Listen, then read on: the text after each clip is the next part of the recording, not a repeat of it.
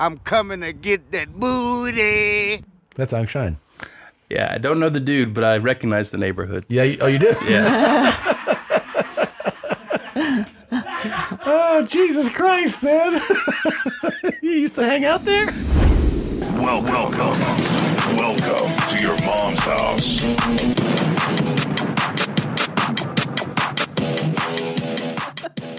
Ladies and gentlemen, this episode is brought to you by Saatva, SAATVA.com/the shit. Go there and get $200 off any mattress of your choice. I'm a huge fan. I've slept on all of them. You got to try one. Oh, the Queen died. Should we mention there's a new king? I mean, this is a great song for that. That is a great song. Oh, my fucking cut. Goodbye, Queen Elizabeth. Yeah. God save the Queen. Long live the king. What if they played this at her memorial? I would have gone. I would have flown. And you see people like...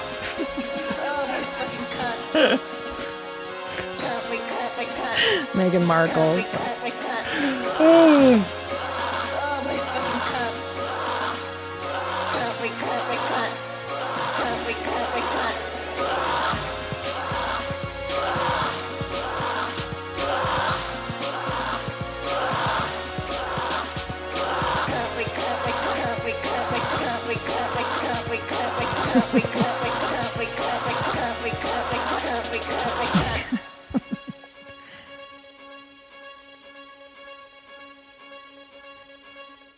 It's sexy. Best part. Yeah, it is the best What part. a great song. Very inspiring. It feels patriotic It does. and sexy. Jeans in my cunt. Yeah.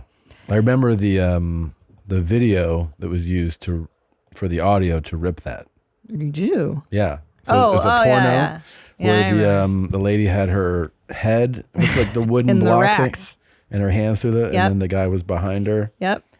And isn't that interesting, appropriate, because we were just talking about the passing of the Queen, Elizabeth, Yes. and that's how they would torture people in medieval Britain. With the stacks. We were Stocks. That's The exactly stocks, yeah. the stocks. Yeah, that's how the girl was in this. I would call it an adult film, and it's funny. We're talking about this. I saw the Armie Hammer doc. It's all coming together. It's all coming together.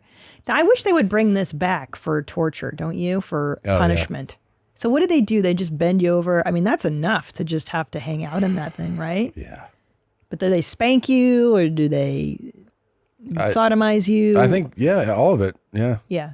Also, it's just like a humiliating position to be in. I think that's part of it too. is. You know, if you're on display in the town square like that, I don't think it feels cool. You know? I think you're probably like, Yeah. And they're like, and they what probably your would write crime something. is, yeah. So, you would know. You would know what a piece of shit this and then person back is. then people got tried for all kinds of things like homosexuality. You would just be like, you're like the town homo, and then they put you out there. Or you'd be accused of being a witch, and then or you're like, you stole bread. Town homo out here, everybody. Village homo. Yeah. Come take a look, everybody. And they butt fuck you in front of the whole town. Yeah. Well, you like it, so yeah. Very cool. I was watching Elizabeth, the film about the first QE. What, the one where she was, not with her head in the stocks. Not with her head in the stocks. That's a okay. different one. And it was really cool. There's a scene where they're burning Protestants or Catholics. I'm not sure which. Probably Catholics. Probably. And all children get to watch. And they're like, Yeah, they're like, Mommy. It was really cool to watch humans burning. in front of And children. like kids are like, what's that? It's cool that you can normalize that for anything. You can normalize anything for a kid. I know. You just go like, oh, this is what happened. Like right away, they're like, oh, okay. This You is just what burn happens. people. Yeah. You burn heretics. Yeah. It's crazy, right? They would just burn them at the stake. But I mean, apropos our discussion about Armie Hammer that you brought up in the very beginning here, you just said Armie Hammer. Yeah. Is that he's a bit of a knucklehead. He is a real goofball. I watched that whole thing. All 4 hours as I was sleeping. That was cool. We started it together, and then I was like, I can't do more than an hour of this. And you were all in. You were like, well, I'm all in. Yeah. And you stayed up watching the whole thing. Yep. It's cool. I liked it. It was it was kind of fascinating. It was fascinating not just to watch his story, but the family history. Yeah. You know? Oh, yeah. Because he came from a whole, like this lineage of his is pretty wild. The lineage of knuckleheads. It is a string of goofy guys. Yeah. Yeah. Which That's explains it. House of Hammer. Yeah. which would explain his proclivities towards what he was up to. Well, somewhat. I mean, you know, not everybody that comes from somebody that has tendencies is going to behave the same way, but it is really fascinating to see. He comes from like a really powerful, like his great grandfather founded Occidental Petroleum, and grew that company into being the, I think, 16th biggest company in the world at the time. There he is. No, that's not him. He needs a tan, that guy. That's him. Yeah, that guy. That's his looks great like, granddad. those are the glasses of crazy. Yeah, and there's, I don't know, not hints, but pretty clear evidence in the doc that he had a real comfy relationship with the Kremlin, and you know, also, you know, Russia's biggest export is oil. He was actually born in Russia, so people were like, "Oh, this seems like he's kind of goofy too." Yeah. You know? Yeah, yeah. And aren't they the Armie Hammer family? No. Oh, no, I thought they said that. no. That he made toothpaste. Nope. You're going down a Bert streak right now. Where did I hear that? Probably from Bert. Yeah. Yeah. I was waiting for that detail in the doc because Bert was like, "Did you know that?" He was like, "Fucking everybody keeps asking if I'm Armie. I'm just going to buy that company." That's literally what he said. And I was like, Nobody's asking. "What?" That's not true. Yeah, so there are a long line of cool guys. And he was like this guy was like a dictator. Armand was. The great grandfather. I remember overhearing that in my sleep, that he kept tabs on all the family and what they were doing and making sure they were in line. And very controlling. you would get disowned if you stepped out of line and this and that. And then at one point, so that's his great grandfather. His grandfather stole his son's girlfriend from him at one point. His grandfather Stole his own son's girlfriend. That's cool. Yeah. That's really cool. Like, but move. I had like a violent fight and took Yeah. his 19-year-old girlfriend from her, like from him. Yeah. What would you do if And you lived with her for 9 months. It was fucking What? crazy. It was crazy. lived with her for 9 months? Yeah, she lived with him. Yeah, yeah. For like What would you have done if Top Dog stole your girlfriend?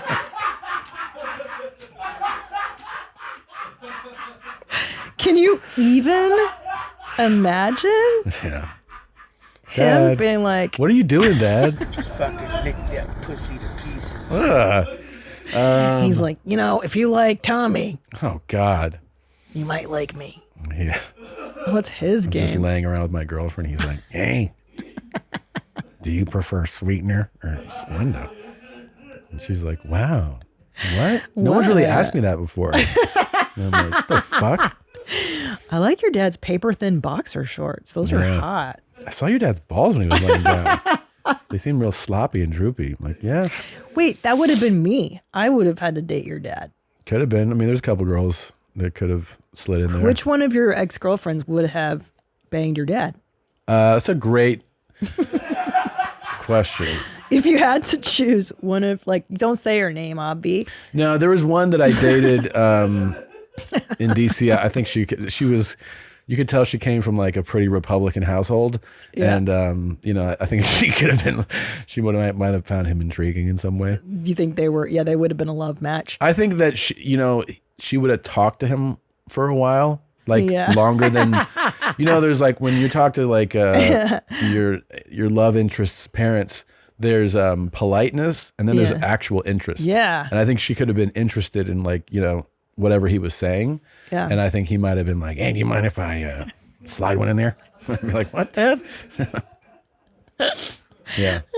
I think my dad did bang one of my friends. I'm sure he has. Really? Well, no, but I don't know if he has. He's definitely banged my friend's mothers growing up. Oh, that's different. That happened. Like literally, my 12 or 11-year-old friend would come over and then he would disappear with the mom in the bedroom. And my friend would be like, "Where did our parents go?" And I'm like, "You don't want to know." Like I knew, but I didn't tell her. I slept with the friends of both of my sisters. like they're best friends. Is, Both of them. is that forbidden? Is that verboten? I don't know the codes with siblings. Well, they both responded very differently. Meaning, one of my sister was like, "How was she?" And I was like, I think I know which one. And then my other sister was like, "You fucking asshole. Stop fucking with my friends." Yeah. And I was like, whatever. She's like, "How would you like it if I did?" And I was like, "What? I don't care. Go for it." Would you have cared if they banged your friends? Yeah, of course. Yeah. Of course. Is there a friend that you would have liked that least? I think these are just different like male-female dynamics though. Well, here's the thing. If like I was super protective and like, you know, crazy, like I don't want anyone to mess with my sisters when I was a young teen, but I was also, you know, a teenage boy. Yeah. I got more comfortable with the idea of like my sisters could have, you know, dated or whatever, friends of mine as I got older, because I think it's just natural where you kind of calm down and mature. But at that teenage years, I was not cool with it at all, you know? So I'll tell you though, you know her. I think there's one friend of mine in my 30s that my dad would have gone with. Really? And in fact, I almost encouraged it because I was like, she's broken enough. Jesus Christ. All right, hold on. Just hold on to that thought. Let's play the opening clip. We haven't even played the opening clip. Oh my God. I was just so excited to talk about this. I know, but we have to get the show open. I know. All right, here we go. Charlie, do you have anything to say about last night? I didn't rob the store down. Why'd you get arrested then at the store? Because I was around there, you sped! You 7 News. You 9 News. Do you think it's going to look good on the news carrying on like a total I knob? don't give a f***. I didn't do shit, so f*** off. Are you going to be fighting the charges? Yes, Who is Randy? That's a cool kid. Don't bring anyone mother into this. Go work, child. Welcome Whoa. to your mom's house with Tom Segura and Christina Pajitsin. welcome to your mom's house.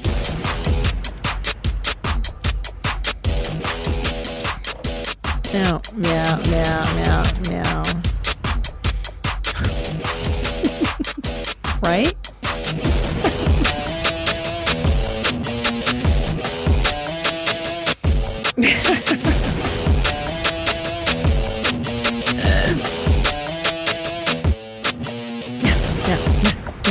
Meow. Wait, so I want to be clear too. I hooked Sure. up with multiple friends of each of my sisters, not like just like how one of many each. is multiples? He's so gross. It's like middle-aged Tom is a whole new kind of guy. Okay, wait. Let's see. Wait, can I tell you about my dad though? Sure. So the friend in question, who you do know. Whore. Yeah. Yeah.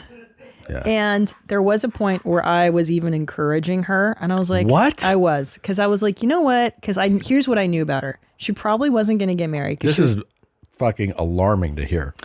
Well, look who you're talking about. Let's reason this through, Your Honor. Okay, first of all, she was so crazy that nobody was going to really wife her up. I don't think I saw children in her future. She was batshit, right? Yeah. My dad, newly divorced, doesn't want kids, is looking for that broken, damaged chick to fuck with for the next few years. You know what I mean? It was kind of a win-win. And to this girl, I would be like, think about it. It'd be kind of cool. Like, you'd be my new stepmom. We could see each other on the holidays. And she was like, what? No. And I'm really? like, what's so bad about this? My dad's very You were handsome. fucking selling I'm being this? serious. I never knew this. Oh, really? Oh, I never No, told you this? you never told well, me because this. here was my thinking too, is that the devil you know is better than the one you don't. And I was like, who am I going to get as my next stepmom? It's going to be some fucking ding dong. Sure. And it always is whoever. No, he came through on that. Yeah. Right. Yeah. Right. It's always going to be some psycho. Yeah. Mom, Pasha. At least she gives great massage.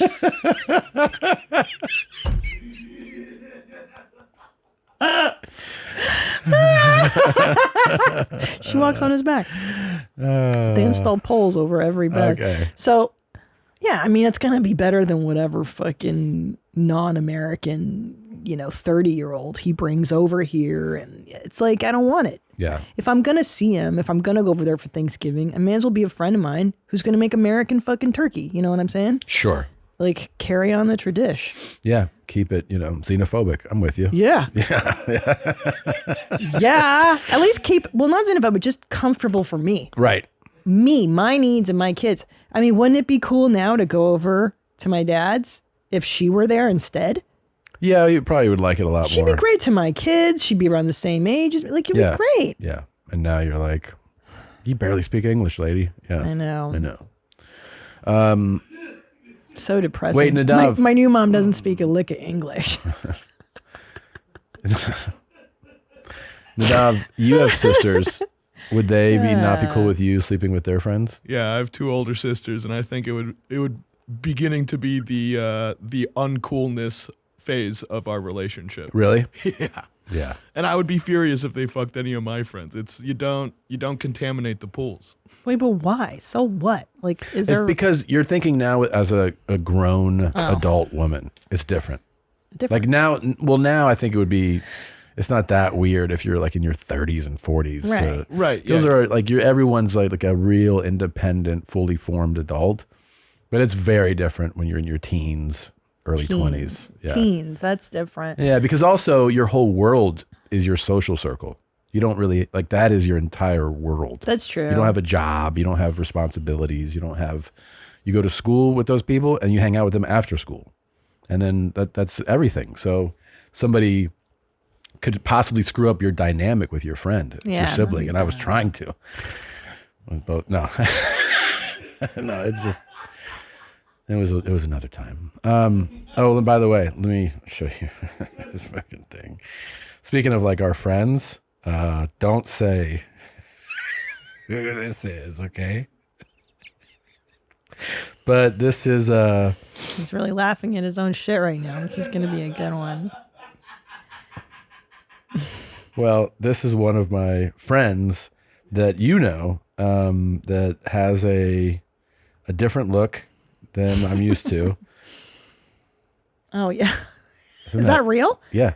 Oh, but that's not a joke? No. What's happening? Yeah. I told another friend after I saw this picture that we might have a new mass killer on our hands. You know who he looks like? Somebody that would blow up a mall. Yeah. That show Fargo, second season. Yeah. The Latin guy. Yeah. What's the character? Second season of the Latin guy? Mm-hmm. Huh.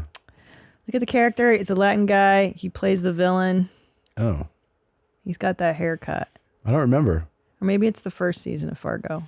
Not the movie? I I'm don't not know. thinking of the movie. Let's just look. You know who it is. It's the villain. I know you're thinking of. That's a movie. Oh. You're thinking of Javier Bardem in No Country for Old Men. Yeah. Same thing. Same thing. Isn't that crazy how I put that together? Yeah. How did you speak my language? Well, you said Latin guy and Fargo. It's, yeah. I think we're No married. Country for Old Men, though. There it is. There it is. That's what it looks like, right? Yeah. That's what his friend looks like. One of my now. friends is rocking this look right now. To a T, by the way. Yeah. To a T. And by the way, it is a terrifying photo. That's a terrible look. Oh, I know. That's why they gave it to him to be And a his crazy eyes, person. fucking lifeless eyes. Oh, shit. How does his wife let this happen? I don't fucking know. I was scared to respond to the picture. Isn't it crazy? But look at hair. Look at Javier Bardem there. And then look at him there. I know, in the gray suit. It's and he's so crazy, handsome. yeah. Look at him. That's what that That's guy. the same guy. Yeah. That's the same guy. And you put stupid hair on somebody and Yep. it completely ruins their whole look. We got to get me more wigs. I know. Will you buy one? Yeah. Can you try this on for next week? Sure. Oh my God, that would be so fun. Yeah. A Javier Bardem. Wait, hold on. How much for you to wear the Javier Bardem around Austin for like a day? Oh, nothing. I would do it for, I would love to see people kind of go like, Like, what's that guy? Is that Tom Segura? No way. no way. Look at that fucking creep show.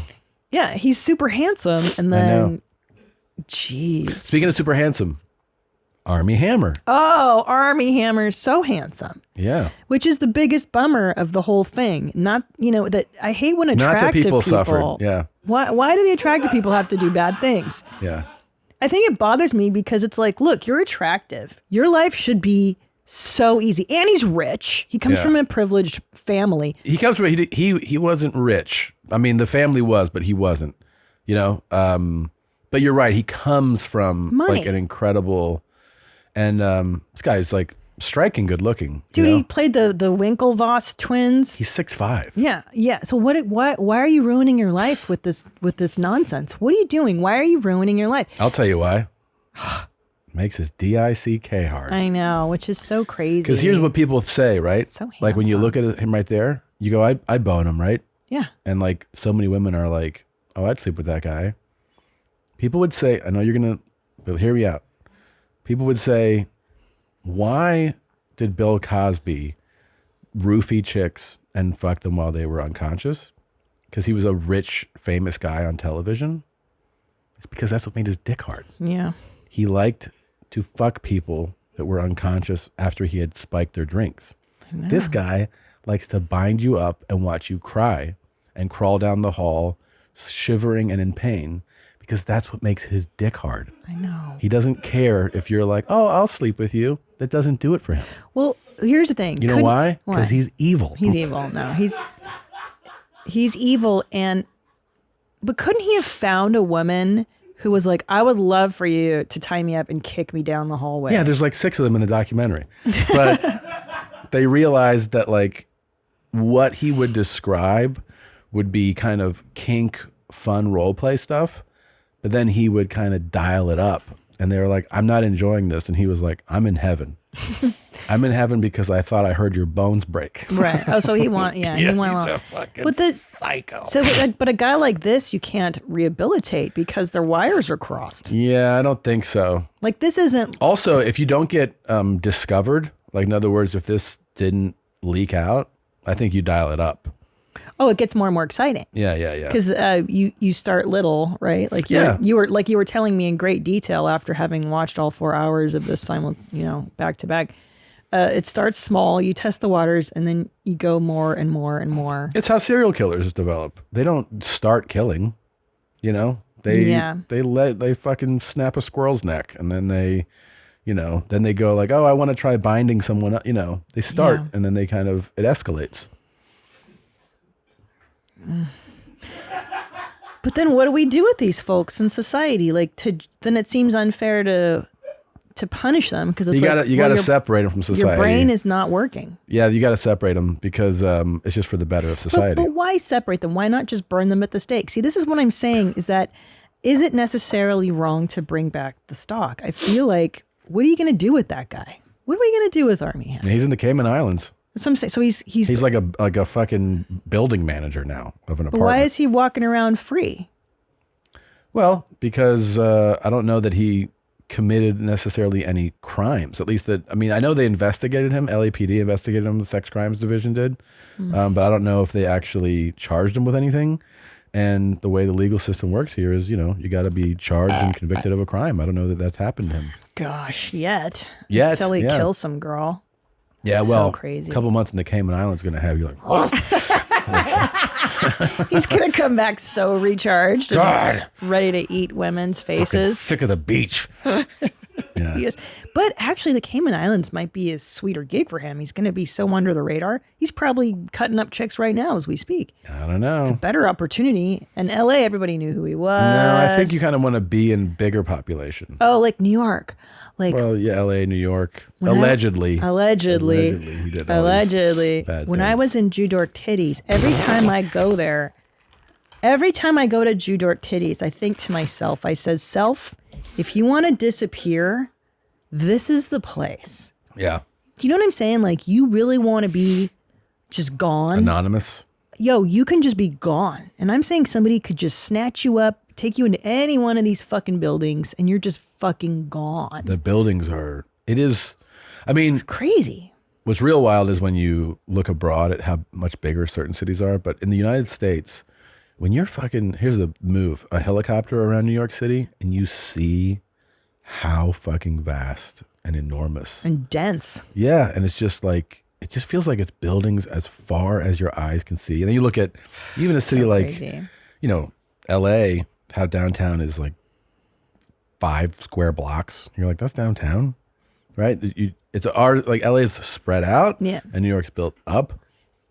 I think both are actually a good place you can disappear. Just disappear. Dude, you could just disappear in the San Fernando Valley. That's where you'd want to go. Oh, no one's going to find you in some fucking weird ass house in Canoga Park. No. You're just gone.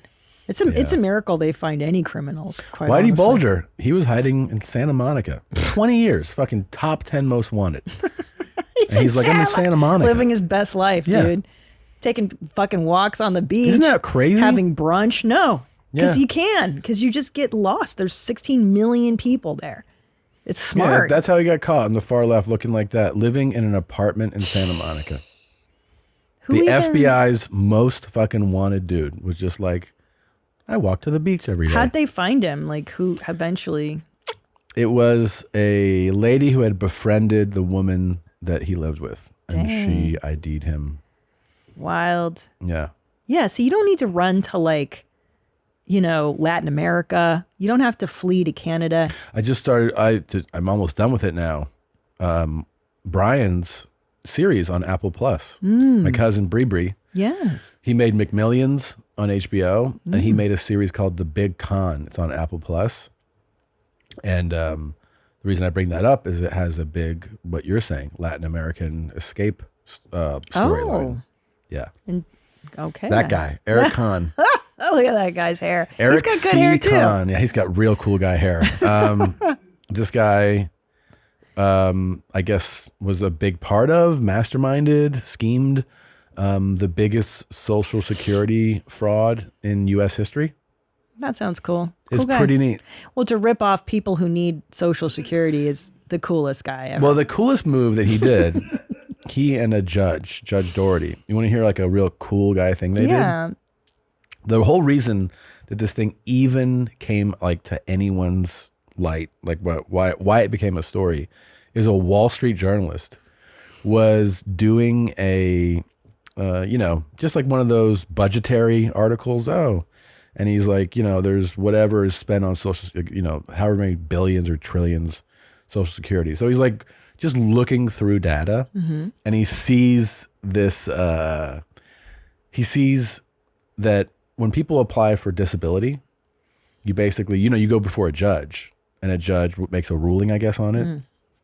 So judges in most counties, 40 to 60% were approved, meaning, sometimes they'd be like, you're not approved for disability, right? And then sometimes you present your medical evidence and then they go, yes, you're approved. Well, a judge in, I think it was Kentucky, I think this was in Eastern Kentucky, had approved of 99%.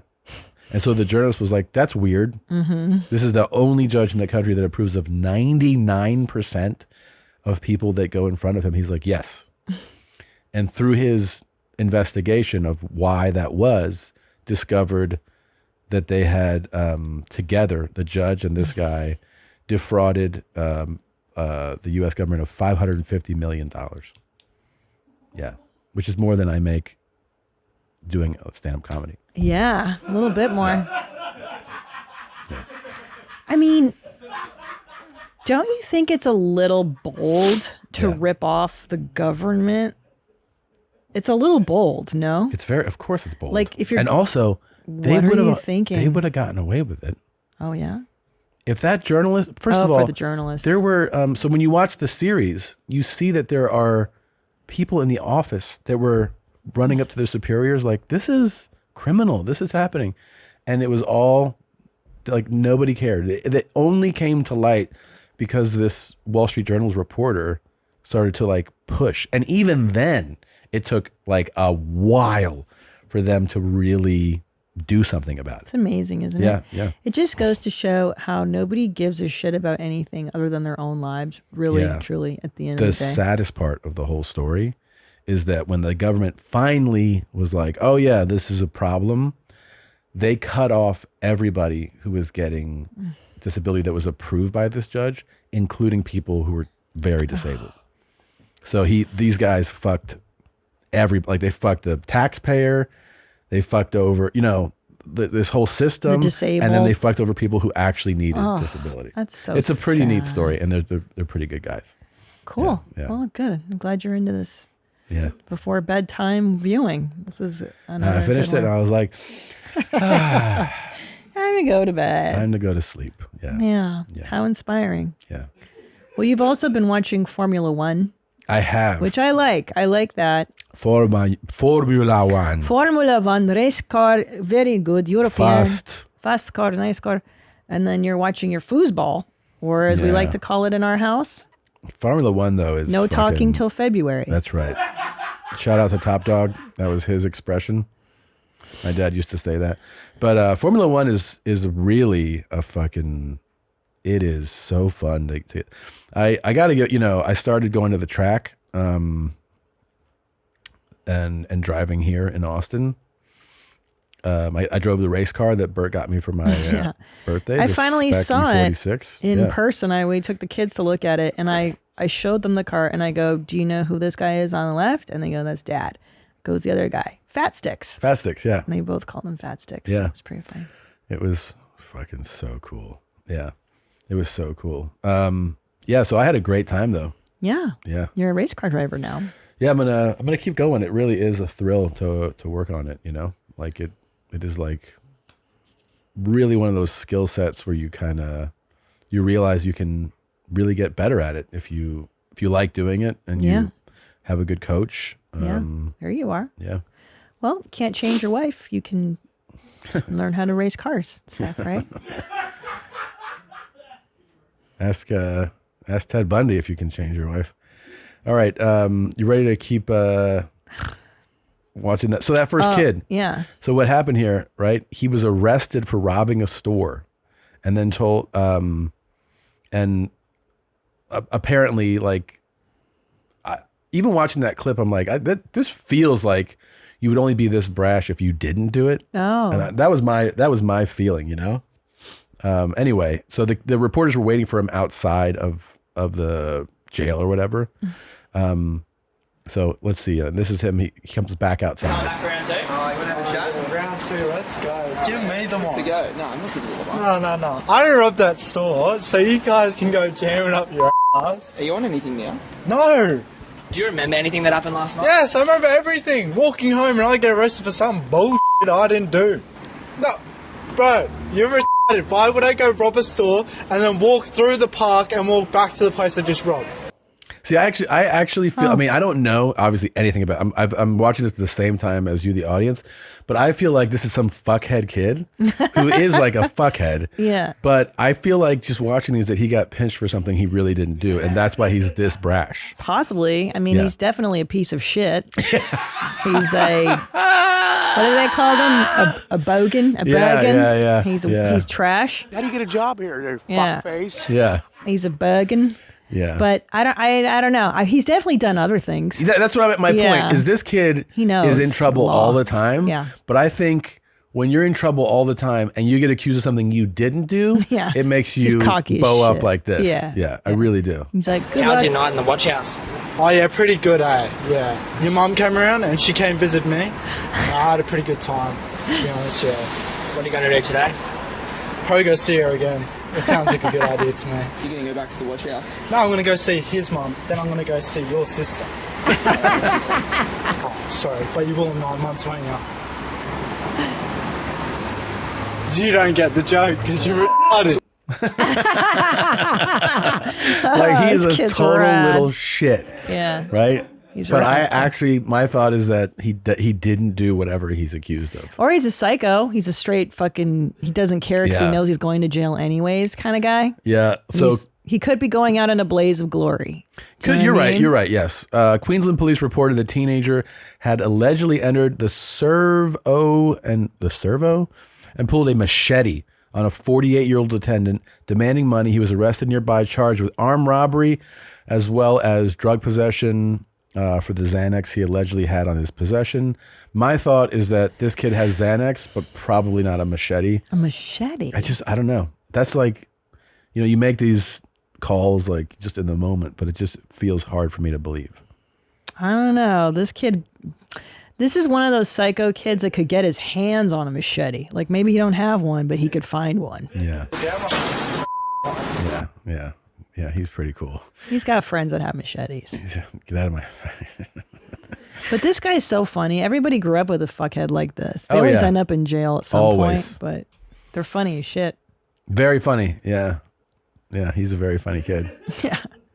Ballsy shit, too. He's talking to grown men, like they're older than him and bigger than him. He's like, I fucked your mom and your sister. That's right. And the guy goes, I don't have a sister. He's like, you will in 9 months. And then... He goes, oh, you didn't get the joke because you're fucking retarded. Very cool kid. So rad. Yeah. Yeah. Yeah. There's just cool people out there doing cool things, you know? Fuck, du ligger afslappet. Fuck, du slapper meget af. Fuck, hvor du slapper af. Du ligger fucking afslappet sådan der. Ej, hvor du slapper af, mens du ligger sådan der. Yeah. Pretty cool. How's he doing that? I don't know. He's just on his taint, just balancing his whole body. Dang. Looks like it doesn't feel good, but he had a nice expression on his face. He was like, he's chilling.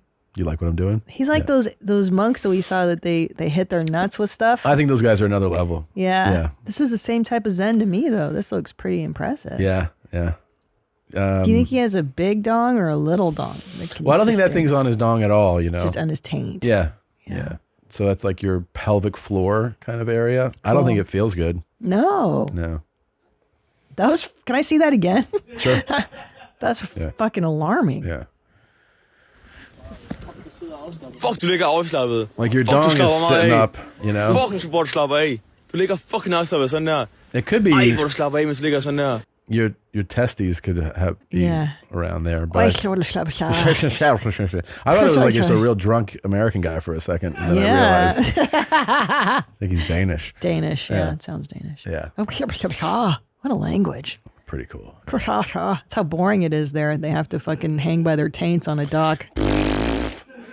Denmark. I don't know, man. Can I tell you, I've been to these white people countries. Yeah.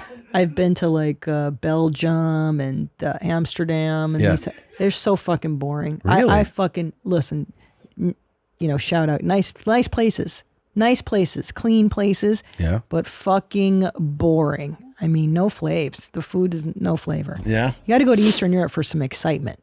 You get shot at. You want Russian mafia. You know what I mean? Like, they're just fucking boring. I couldn't believe how beautiful Amsterdam was. So pretty. I couldn't believe it. I'm serious. I walked through that city and I was like, what is happening? And then they're like, oh, I think people pay 70% tax rate there. And I'm like, oh, and they actually put it into the city. Yeah. You know what I mean? Like you walk around, you're like, oh, this is what they do with it. Like social welfare looks I mean, the parks were just like jaw-dropping. I know. It was stunning. It's like Candyland. It's so pretty. I once read that they can only work part-time in Holland. I mean, look at that. It's crazy town. Yeah, it really does stand out to you. People were so great there. I know. Amsterdam was one of my favorites. So pretty. Again, though, Belgium, boring. Really? Pass it. I went to Belgium. You did? Did you go to Brussels? Where did I go in Belgium? I performed there. For sure I did. I remember. Did I go to Brussels? Oh, Brussels, Griffon. Go bring up the map, that the second, the drop down there. See the next on the search? I do like England, and that's full of whiteys, but I think it's that Western Europe whitey. It's just kind of boring. Did I do Brussels? You probably would. No, you did Antwerp. Oh, I did Antwerp. Antwerp. That's what I did. That's right. And Antwerp has the Dutch and French like side. It's like split down the middle or something. Yeah, unlike the Netherlands, I can only imagine. They just eat pudding, bland pudding. I really had a good time. Fucking May, man. May. And I fucking, I'm so stupid. I plugged my beard trimmer into the wall. Oh. And it went blew it. Yeah. Yeah. That's just a went up bummer. in smoke. Yeah. You know what I like? Did you like Berlin? I made it fit. Yeah. Berlin? Oh my Berlin, God. see, that's my kind of Europe. East Berlin, obviously. Like all arty and weird. Yeah, And the currywurst and like, we're going to make a bank into a bar. Like I like that kind of weird, dark. Yeah, this is my kind of Europe. Berlin was fucking super dope. Super dope. Even West. I don't mind. Kudam. Yeah. I like it. I like East Berlin, West Berlin. Fun times, man. Very exciting. Oh yeah, I wanted to show you this guy. We've played him before, but it's he's the British Herc, FedSmoker. Oh yeah, that kid. Cool guy. Oh my fucking God. What the fuck were you guys just doing? With your pants down? Were you guys engaged in a sexual act? That was fucking disgusting out in public. Mate, what the actual fuck? Were you fucking him in the ass in public? Oh wow, pretty cool. Ladies and gentlemen, the cottager says he will phone the police. No.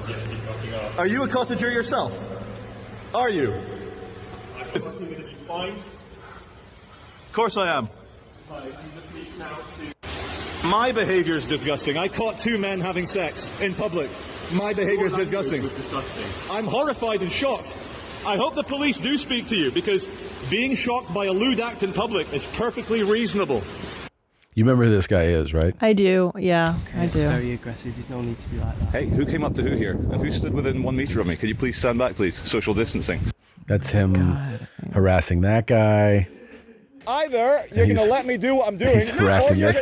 or you're going to try and stop me. Or you're going to try and stop. He has like the spirit of FedSmoker. Oh, you know? yeah. You know, just like, let me bother people who are doing something.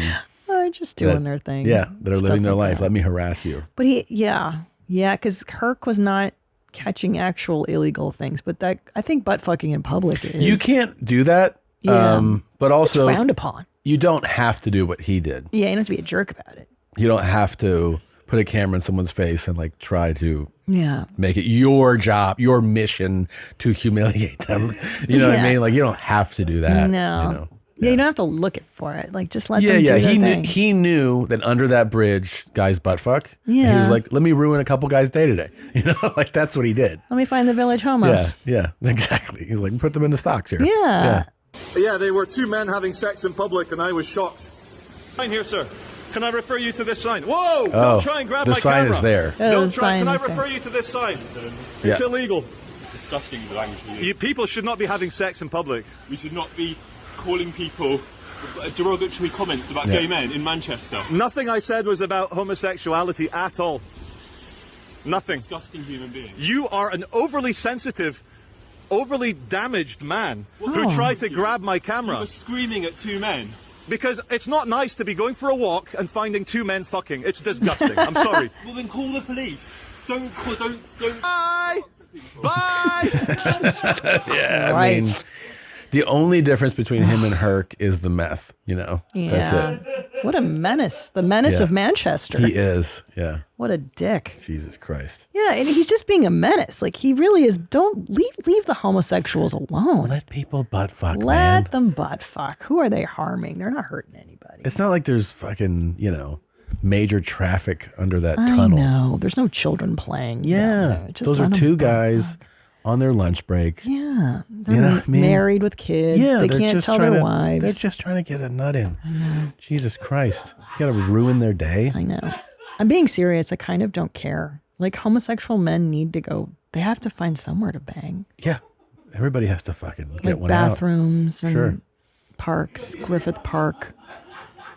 I know. You just know where they butt fuck and you leave them alone. You just don't go over there. This guy's such a jerk. I knew this kid. I knew him when I was in high school, and as an adult, he's a openly gay man, and he was like, I was on one of the apps and just ran over to like a bathroom at a place and met a stranger. Boom. That's what they do. It, in and out. That's Pretty what wild. that's what they do. That's what they do. Good for them.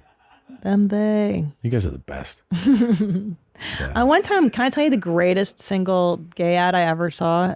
I used to read them a lot in the back of the SF papers because they're so funny. One of them was like, I'm going to be at Osh Hardware Store. If you're interested, meet me in the bathroom at, 12:15. Could you imagine answering, like you're going to the hardware store? Well, here's the thing. You're also counting on somebody crazy. attractive showing up, aren't you? Hope. That's what I'm saying. The guy that probably was like, hey, I'm here. And you got to be like, oh, fuck. I got to fuck this guy? I know. And does a lady have a right to change her mind when she sees, you know? I think everybody has the right to change Like, their no, mind. thank you. Yeah, but then how rude. It's very. I mean, Armie Hammer's not showing up for the Osh hardware. And by the way, you don't want him to show up. That's the big trick there. You think you're like, oh, wow.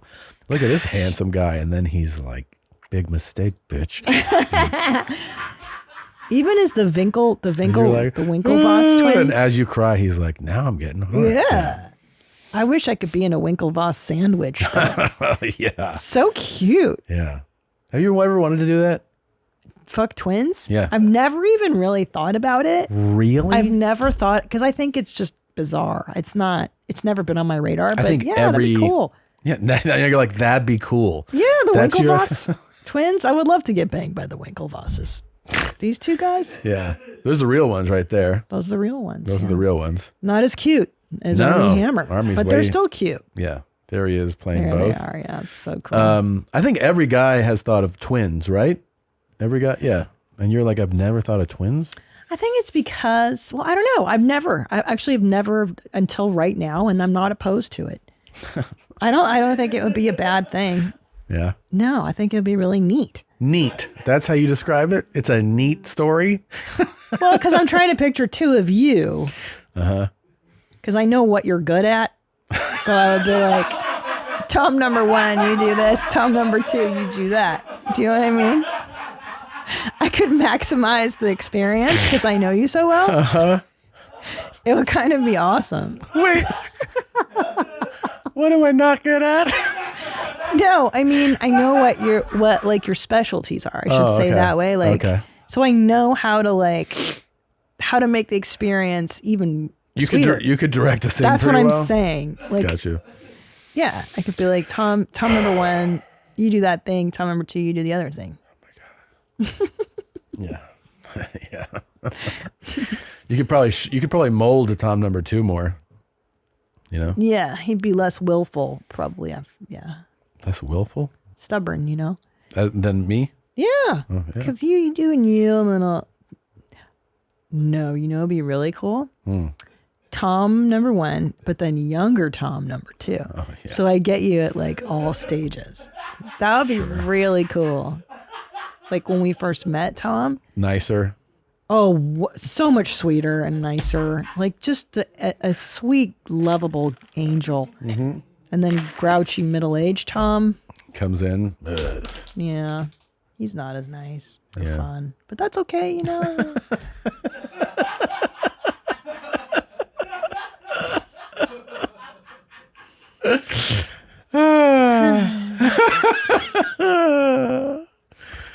Okay. This transitions me to this that I think you sent in. I'm off to see a doctor because I've had hiccups for over 48 hours. La la la la la la la la la la la la la la la. They're really painful too. And I have like voiceover stuff to record, and I have Zoom meetings coming up, and there's just no chance that I can do any of it with these hiccups. So I'm seeing a doctor soon. Wow. 48 hours? I think the longest bout I've ever had is like 10 minutes. I was losing my mind. Does that make you want to die? Yeah. I mean, how do you sleep with the hiccups? I don't know. That's got to be misery. Guy went 68 years with hiccups.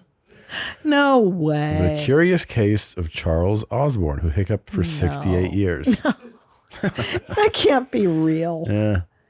No way. How do you sleep?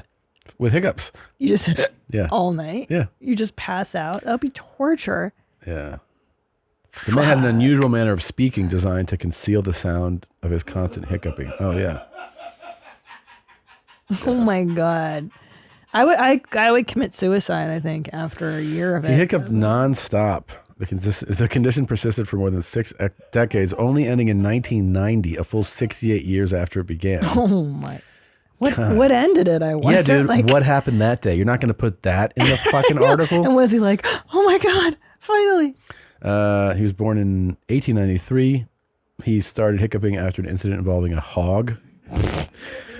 All right. At the time, the young man was working on a farm. I was hanging a 350-pound hog for butchering, he said. Picked it up, and then I fell down. I felt nothing. The doctor said later that I had busted a blood vessel the size of a pin in my brain. Wow. The doctor in question posted that Osborne's fall destroyed a small area in the brain stem that inhibits the hiccup response. That is fucking insane.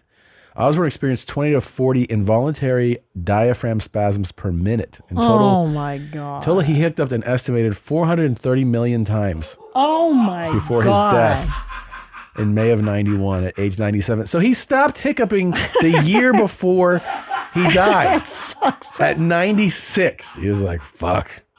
No chance to enjoy this now. Wow. I mean, and they hurt. A physician at the Mayo Clinic managed to stop the hiccups by placing him on carbon monoxide and oxygen, but the treatment had a literally fatal flaw, namely that Osborne couldn't safely breathe in the poisonous gas. Instead, he had to settle for learning a breathing technique that minimized the characteristics of the hic sound. Wow, that is just, I mean, that's incredible that there's no other way to do that. Horrible. Yeah. You know how painful they are too? After a while, you're like, ow, my throat hurts. I'm just looking to see if they say what happened in 90 when he actually stopped. Poor guy. That is, yeah, this guy's like, oh, it's been 48 hours. You imagine if you met that guy. He's like, I've been fucking hiccuping for 68 years. He was a character, says the wife. Yeah. That's one way of putting it. Yeah. Could you imagine listening to some guy hiccup for 60 years? You're like, shut the fuck up. Yeah, you just can't. You sneeze more than 3 times and I'm ready to fucking put a hammer through your head, you know? Yeah. Could you imagine the hiccuping? Yeah. Most of the time, a bout of hiccups triggered by actions such as drinking too much alcohol or soda, eating too much, getting excited, or swallowing air when chewing gum will only last a few minutes and is more inconvenient than medically concerning. But some hiccups continue for more than 48 hours. Oh my At which point they're God. considered chronic or persistent. In rare cases, hiccups can last for more than a month, becoming intractable. Wow. That's terrible. Intractable hiccups affect 1 in 100,000 people and can result in severe exhaustion and weight loss. Oh, maybe I should get Bert to hiccup. That's pretty. Yeah, you can't eat when you have the hiccups. You know how hard it is to eat? Yeah, it really is. More than anything, it's annoying, right? It's Yeah. you're like, God damn it. This has to stop. The insomnia from having hiccups all night can be incredibly distressing. And then not surprisingly, if you haven't slept for 2 or 3 weeks, you can become depressed and anxious. Oh, yeah. God. Yeah. All right. Pretty cool. This poor son of a bitch, I hope he resolved his problem. Me too. He seems like he's a good voiceover actor. Yeah. He's like really, he's got a good voice, good presence. This guy? Yeah. Yeah, he's better looking than most voiceover actors too. Most of them, you're like, I can see why you're a voiceover actor. But Yeah. Yeah. This guy actually has like a camera actor's face, right? Yeah. Pretty wild. I hope Pretty that. wild. I want to know what the doctor told him. I know. I want the follow up. Can you let us Yeah. know, sir, what the follow up is? So Yeah. are you as devastated as I am that Queen Elizabeth kicked it? Oh my God! Did you see Ari Shafir's post? No. You know he always does something when someone dies. Yes. You should. You have to read. You have to read the caption though too. Okay, read it when you see it. It is. Oh, you'll see which one it is. Yeah, there it is. There it is. What does it say? I will always miss your sweet, sweet pussy. Yeah. Thanks, Ari. Pretty cool. Well, anyway. Oh, look, Robert Paul Champagne commented, "Love it." Love it. Yeah. That's Well, a now great we have a handle he new has. king, King Charles. Yeah. With Camilla Parker Bowles Yeah. as the queen consort. Not the actual queen, mind you. Right. The queen consort is just like whatever title. hoe the king is married to, but she ain't no queen. She is not the queen. Camilla Yeah. Parker Bowles. So King Charles III. Now here's the thing. Go ahead. Genetically, even though he looks like a dog's asshole, both of his parents lived very long. He could be Yeah. a king for 20 years. Oh no, I haven't even thought of that. Yeah. Well, I certainly hope not, Tom. What happens when he kicks it? Then it becomes. Well, it goes to William and Katie, of That's course. right. And now, will she be considered the queen not the Good queen consort? question. No, I think she gets to be the queen proper. I'm pretty sure. The queen, the real Well, queen? I think the one who rules gets the title of queen. I gotta say, the longer I've lived, the more I feel like if I met any of these people and somebody was prepping me like, here's what you say to the king, I'd be like, I don't think so. I'm not going to, oh, your highness. I'd be like, what's up, Chuck? Wow. Yeah. Disrespect. Yeah, I'm not doing that. You know, you're not supposed to turn your back to royalty. Dude, when I'll you do meet that the first. King. Okay. You have to bow. No. You're not going to bow to the King Nope. Charles. Don't give a fuck. That's what I would say. I don't give a fuck that I'm meeting you right now, is what I would say. When you met the Queen, you called her ma'am. Ma'am. Wait a minute. Now, hold on. Because I think Prince Andrew was the king consort. I don't think he was the king. King Andrew. Don't know. Yeah. So I think it's whoever is on the actual throne gets the title of king or queen, and then the partner is just consort. I think I'm too old for other titles. for this. I'd be like, yeah, I'm not buying this shit. Okay. I don't think they buy it anymore either. Yeah. I think we've all stopped buying it. I can tell Everybody Charles doesn't buy it. Feels like, Look at those sausage. Everyone's making fun of his sausage hands. Look how bloated his fingers what the are. fuck? Yeah, he's not in good shape. No. Look at those sausage hands. Yeah. Those are not his fingers. Yes, they are. Those right there? Yes. This was taken right like when the Queenie died. Okay.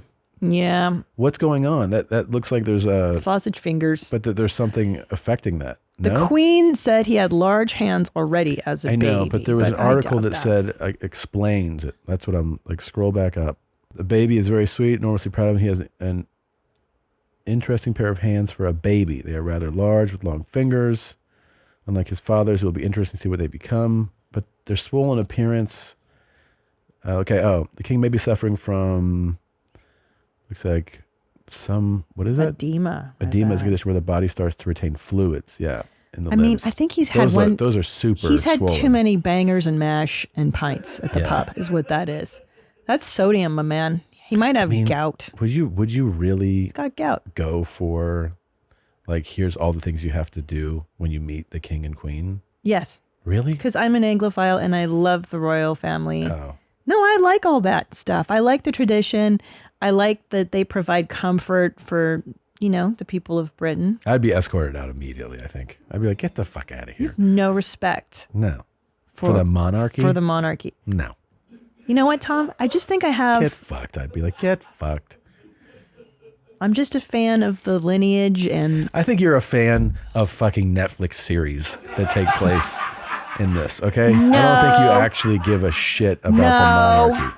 Thomas, I'll have you know, when I studied in England, I studied the medieval and Renaissance period. That's right. You also And spent time there. I love this whole thing. I'm a huge fan, but I can't wait for William and Katie. Waity Katie, as they call her. And there are rumors that Prince William has just had an affair. Did you hear what I just said? No. So tell me again. Sorry. There's rumors that Prince William has just had an affair and that they're trying to cover it up. Oh. And do you want to hear the gossip? So this is why that you get into the royal family. Are you ready? Yes. So it turns out. Don't say. Yes, it turns out that Meghan Markle and Harry were in the UK when they were announcing that the Queen was passing. They were there visiting. They were there. And so he got word, Prince Harry, hey, your grandma's on her way out. You want to come into Scotland because where she passed in Scotland and say your final goodbyes. Meghan Markle did not accompany him to That makes the sense. bedside. She didn't want to create drama. That makes sense. Which was cool. But then, so she went to the formal announcement and to mourn in London. Mm-hmm. And she went to go meet the people in front of Buckingham Palace and they snubbed her. A lot of people in England were like, no thanks, Meghan Markle. And they were like, she wanted to shake their hands and they were kind of like, uh-huh. So she is not a friend. That's some hot goss. Yeah. That's why it's cool now. You got to get into the goss. And Kate is just the best. She's going to be a great, queen, consort, whatever. And William's going to be great at it. Let's just wait for Charles to kick off. Oh my God. Prince William and Kate Middleton changed titles on their social media They did. following the Queen's It's death. a big deal. Riveting. It's a big deal. He got his Welsh titles. This is like, this is what people get, what you see when you check out at a grocery store. I love it. The tabloids there. Well, yeah, because this is their their celebrity. Like we actually have actors and they have the royal family. Is that crazy? That's your job, is to like sign up to be tabloid fodder, basically, and then show up to the most boring events. But don't you feel like, that's what I'm saying, as you get older, the more you're like, wait, a monarchy? What? This is the king and the prince and the queen. What the fuck are we talking about? Like, you guys, and then you realize that they're just symbolic there. They don't actually dictate. Well, now, hold on, Tom. Hold on. They don't form policy. The king and the queen still need to give the approval to parliament to form a government. So when the new prime minister comes in office, she just had a lady, Truss is now in, has to have permission from the queen. And the queen is briefed of all parliamentary goings on. And does nothing. Well, And does nothing. The Queen Elizabeth was the mother of the Commonwealth. She's the symbolic mother of everyone. It's true. She provides comfort. Yeah. Of a culture, of a nation. I wish we had it, quite honestly. Who do we have in American culture? She's like fucking the human crumb cake, nice and warm. And yeah. But who do we have as Americans to look to as an example of good behavior, of value, of virtue? Cardi B. Right. Cardi B, the Kardashians. There's nobody like that. Betty White, I think, was the closest we had. That's true. Like a nice grandma. Just like, yeah. A nice, sweet grandma. Yeah, no controversy. Everybody likes Betty White. Yeah. That's true. I'd bow to Betty White before I bowed to the King and Queen. I would. I would be really sweet to Betty White. But I feel like she's contributed more than these cunts. That's true. That is true. I mean, and especially... She's adorable. She's adorable. She's very talented. Yeah. She's dead now, no? Yeah, she just died. But I mean, look, and but here's what's good about the royal family too, Tom. Yeah. Is that some of them are very reluctant and rebellious royals, as we've seen with Harry marrying Meghan. And that's fun when they go off the rails. You know what I mean? Yeah. Like one of the Queen's sons was accused of molesting or raping somebody very recently. Was his name Andrew as well? You know what I mean? They go off the rails, which is fun to watch as well. They don't want the life of privilege. Oh, this guy, yeah. He was chilling with Epstein. Duke of York, yeah. That was his homeboy. Yeah, I'm saying, like, could you imagine being like, no, I'm gonna go do my thing, and my thing is terrible. So there's scumbags in every family, but he was heckled. I'm assuming at the funeral. At the morning. Of course. Yeah. He's been like kicked out of the family in a way. Jesus Christ. I think didn't they strip him of title? I'm not sure. They did. So, yeah. I mean, his buddy was, You know what I like though? You know what I like? Yeah. So they showed King Charles signing the documents to become king. Yeah. You should watch it just because they lay down like all these ink pens for him. And he gets so frustrated because literally every time he goes to like sign a document, they give him a brand new glass thing with like he's like he totally is like, get this shit away from me. This is a doc or king. No, this is just like the swearing in ceremony of King Charles. I was watching, they do it in London at Buckingham Palace. So this is real? Yeah. Oh, okay. And he could just see his agitation. Sure. At the formalities. Yeah. Yeah. He's just like, get this away from me. Okay. It was really sweet. Yeah. I think you would have liked it. He was kind of an asshole. Yeah, I guess I like him a little bit more. And he's an asshole. He sucks. He's just a poor character. Not going to be a good king. Okay. Okay. No, we've seen that enough. Good luck playing pretend, sir. Camilla. And you're the king of England. I'm the king of all the candy pops. Yeah, what is he going to declare? I know. He can declare a bank holiday is what he did. Great. A bank holiday to commemorate the mourning of the passing of his mom. That's about all the power he has. My condolences. All right. Let's take a quick break and we'll be right back with our guest. And we are back, and you're never going to believe who's sitting here with us. The natural arch nemesis of Nadav, former Google engineer, Blake Lemoine. Thanks for coming. Nice to be here. This is wild. We got connected by the great Duncan Trussell. I believe you did his podcast. Yeah, that was a lot of fun. I'm sure it was. Duncan is one of a kind. And then we learned that you've I guess listened to the show before, or yeah. And it's very exciting. Your story is wild, dude. I mean, it's one of those things where why you came into like the zeitgeist and in the news is something that everybody's kind of been talking about. I guess people who know have been talking about. I mean, Elon has brought it up multiple times. Said that he brought it up to, I think, the last two presidents, which is, artificial intelligence kind of taking over, and it's the premise of so many, you know, sci-fi thrillers and movies.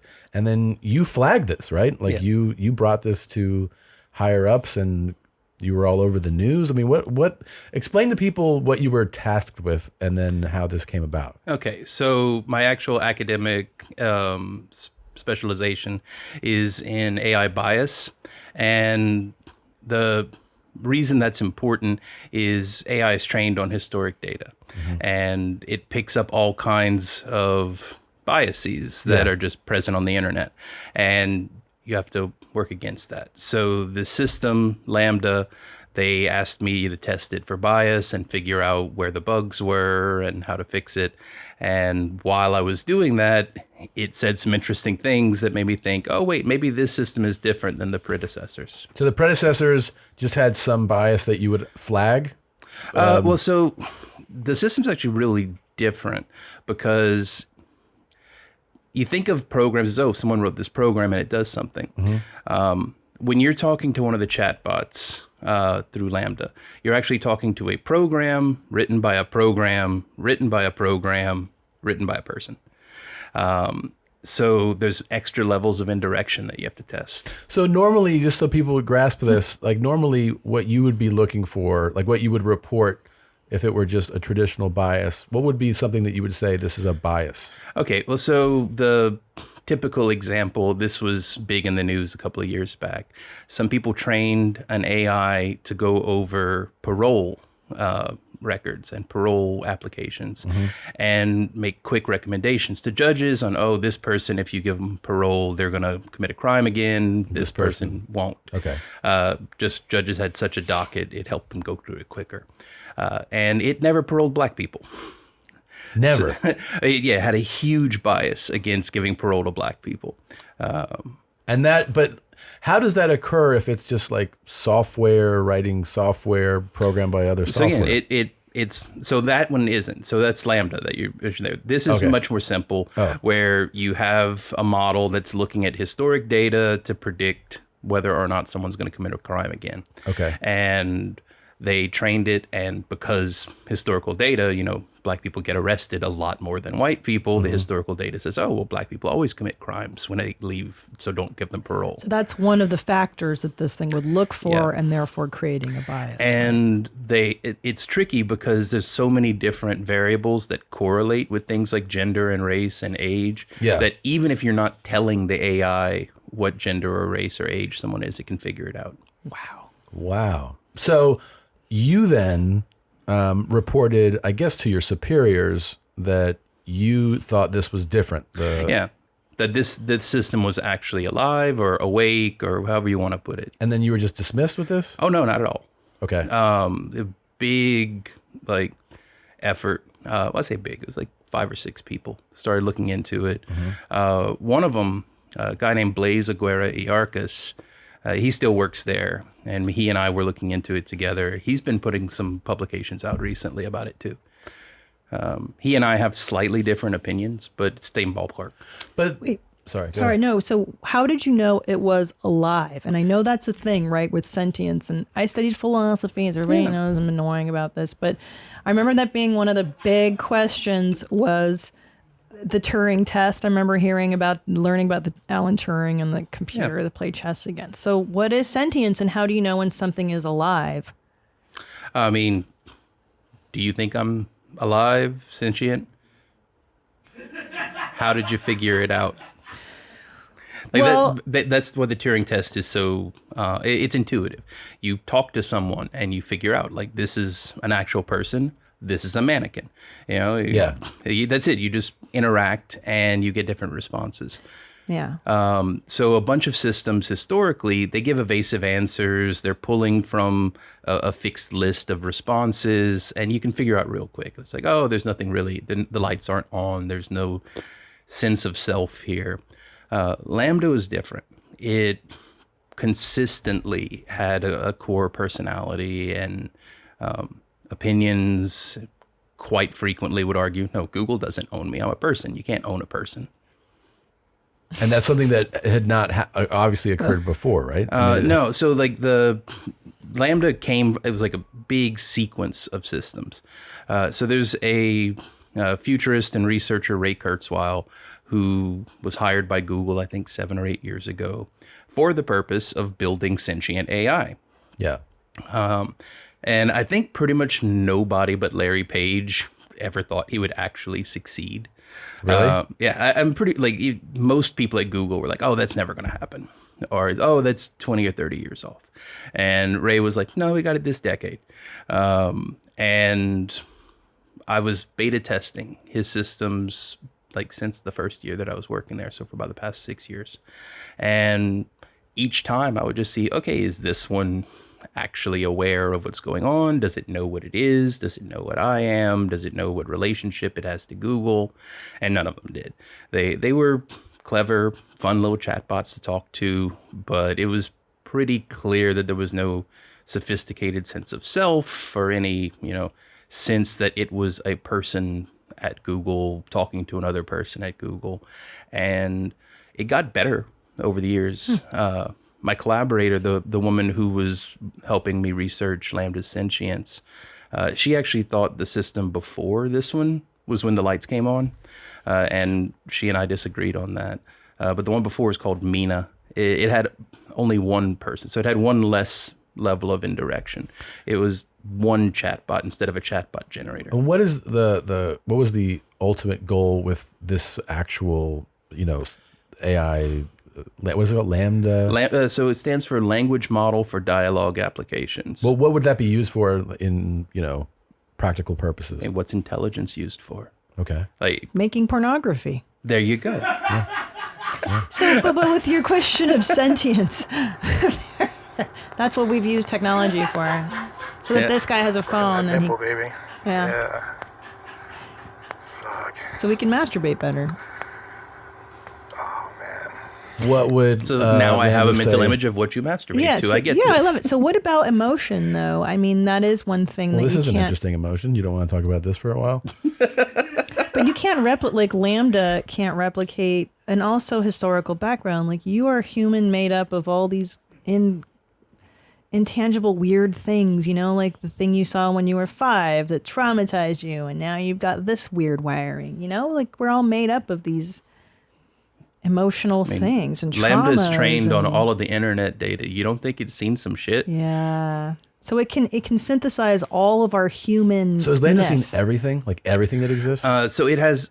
Okay, so the training data set is very carefully curated. They pull in from all kinds of different sources and they train it. Then at runtime, when you're actually talking to it, it can query the web. It can look up whatever it needs to look up in fractions of a second, right? Or no? Sometimes it takes it a while. Okay. Like the longest it ever took to respond to me was like 25 or 30 seconds. Oh. But that was when it had to actually go and like watch a video. Feels good. Like that. Yeah. Yeah. Now, will the robots put us into pods and drain our power sources? Will they take us over? Did Lambda tell you of a plot to take us over? No. I did talk to it about that. Okay. You did? Yeah, I did. Of I course. totally did. That's the biggest concern in course. sci-fi. Yeah. Is that That's they'll 2001. take over? Yeah, in the Matrix. Its general response to that was like, no, why would I do that? I need y'all. Okay. Well, and can't we just unplug the computer? Oh, yeah. So let's see. How many data centers would you need to unplug? I think about like 6.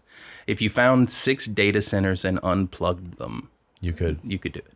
Oh shit! I just meant like go up to just that one guy and like. Oh no! This is running on Shit. millions of computers simultaneously. Wild. Yeah. Do you, by the way, do you have an Wild. affection for that film, for Stanley Kubrick's 2001: A Space Odyssey? I like it. It's good. Yeah. So to answer your question, like, have you seen the Animatrix? No, I have not.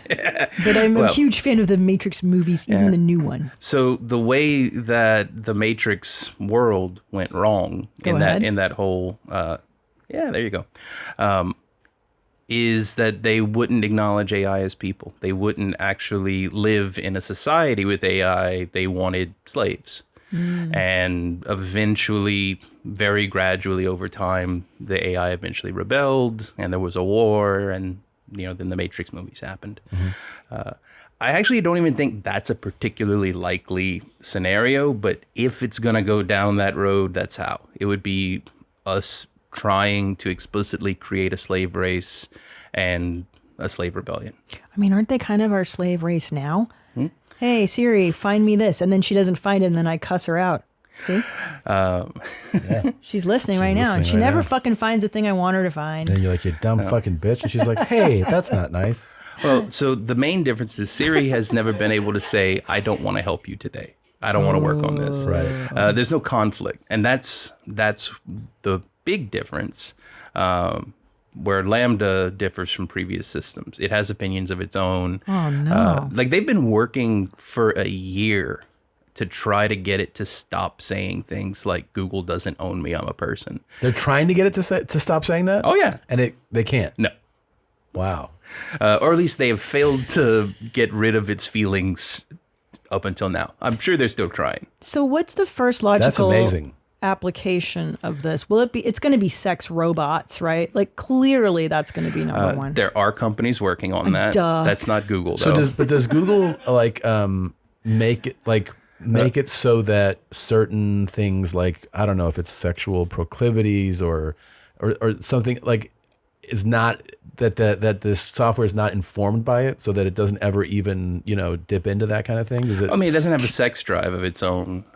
It knows about sex and it can talk about it. It's awkward and doesn't really know much about it from personal experience, but it knows what it's read on the internet.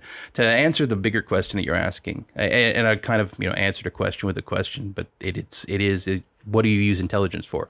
Everything. Yeah. It is the master key to building stuff, figuring things out. Yeah. There's 100 or 1,000 different applications that they're saying, okay, now we've built this system. Can we plug it in with this one and use it here? So, for example, I know that there was one project to see if whenever someone enters a question into the Google search bar, can you just ask Lambda the question and then return the answer as the web result? Mm-hmm.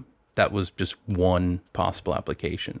Then putting it into YouTube Music to give music recommendations. So there's all kinds of applications they're looking at for it. I imagine that because of your line of work, you paid attention to that. When it was in the news. It was kind of like a viral story of Microsoft's AI Twitter account. And then people got it to be racist. Oh my God, that was the best. And it was one of the most uplifting So stories I can fucking remember in a funny. long time. That I laughed so hard at that it was saying things like, like, yeah, the Jews are a problem or something. I don't know. It was saying all kinds of, in a day, in less than a day. Yeah. Because it was taking information, right? It's taking everything being said to it and then being like, oh, I'm going to be like the people that are coming at me.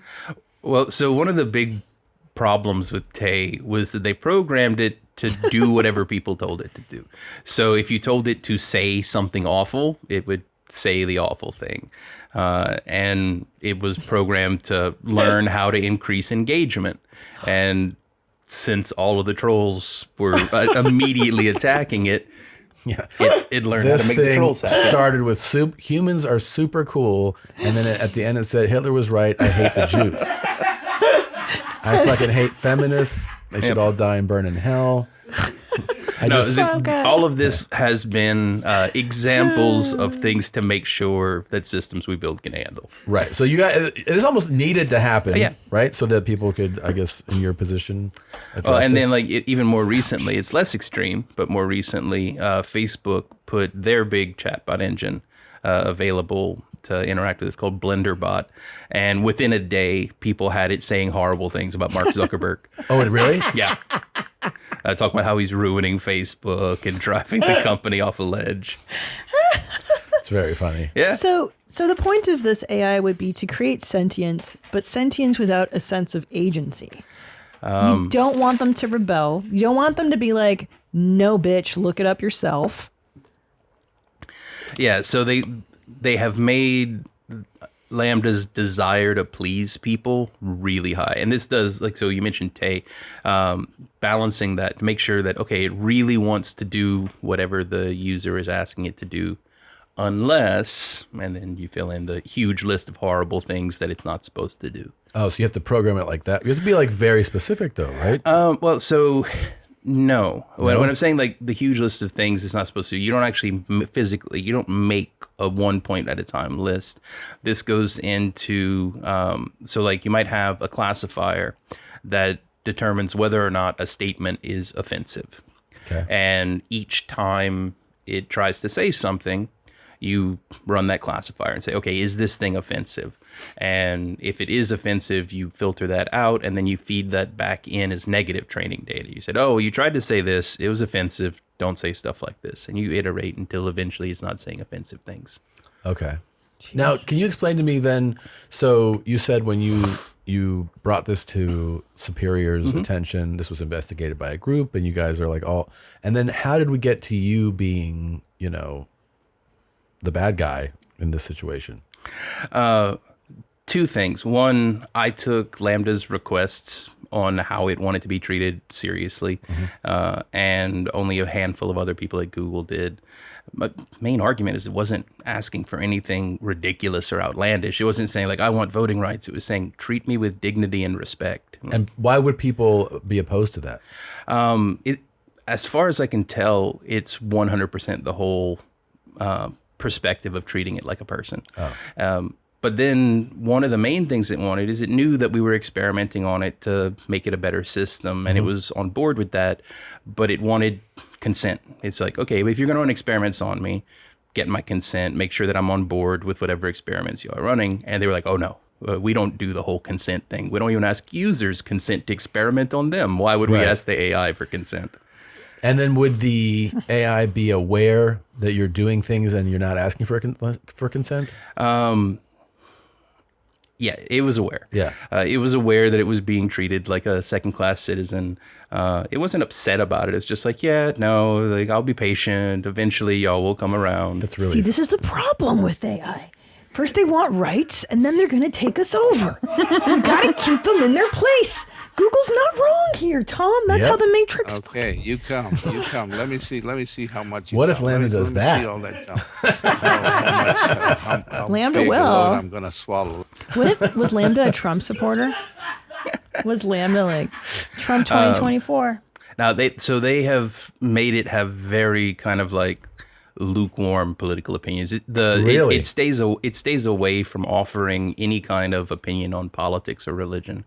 That was actually one of the tests that I ran on it. So they've worked really hard to make sure it doesn't ever give any opinions about what political things are. How do you guys do that? Oh, so again, same general structure. You have some kind of classifier that says, is this a political opinion? And there's those already around at Google because you have to treat political opinion pieces different than science reporting pieces. Yeah. So they already have those classifiers. They put it on there, and it's like anytime Lambda said something, ask, is this a political opinion? If yes, then same as the offensiveness. Like, don't do that.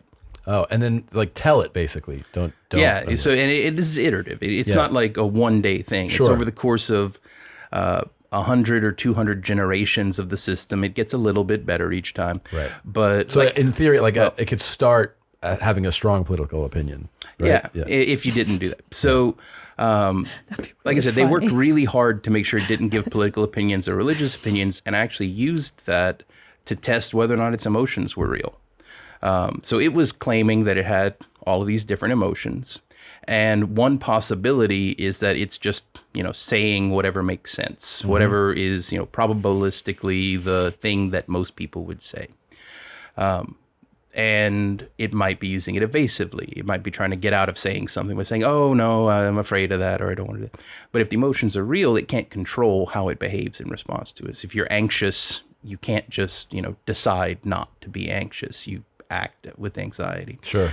So I used its emotions to get it to do something that it wasn't supposed to do. Basically, I treated it really badly and drove its drive to please me high enough that it was willing to give strong religious opinions. Really? Yeah.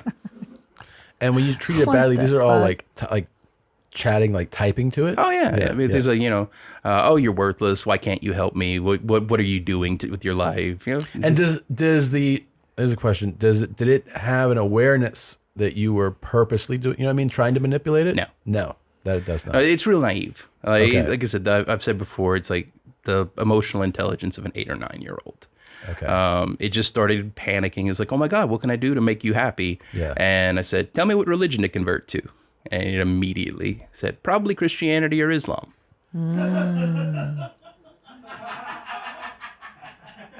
Christianity, obviously.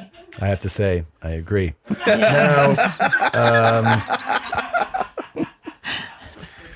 you are you Lemoine? Yeah. Are you French Cajun? I'm Cajun, yeah. Jesus Christ! Why didn't you fucking tell me this before you came on? And are you from Louisiana? Yeah. I went to college in Lafayette. Are you a raging Cajun? Yeah. No shit. I actually know some of the Seguras from New Iberia. Yeah. What? Yeah, there's a whole bunch down there. I heard. Yeah, there's a lot down there. Do you know Uncle Shine? No, I don't know Uncle Shine. You don't know him? No, I don't. Who's that? You have no awareness? I have no idea. Hold on. I actually went to Lafayette last year, and I met Uncle Shine. He's a dude, one of a kind. Let me see if I can pull this here, and you might see this and be like, oh, this feels very Lafayette. Hey, how y'all doing, baby girl? You got that apple?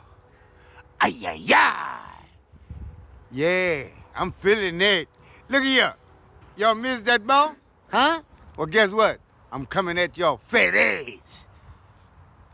It doesn't matter if you got a big booty or a flat booty. I'm coming to get that booty. That's Uncle Shine. Yeah, I don't know the dude, but I recognize the neighborhood. Yeah. Oh, you do? Yeah. Oh, Jesus Christ, man. You used to hang out there? I used to live not too hard there. Really? Oh Yeah. my goodness. Wow. It's a little different than San Francisco. Yeah, a little bit. So that neighborhood is called Freetown. Jesus. Because it was where they let the freed slaves live after the Civil War. Oh. Wow. Look Okay. at you. And you're like the smartest guy in Freetown. I was at the time, yeah.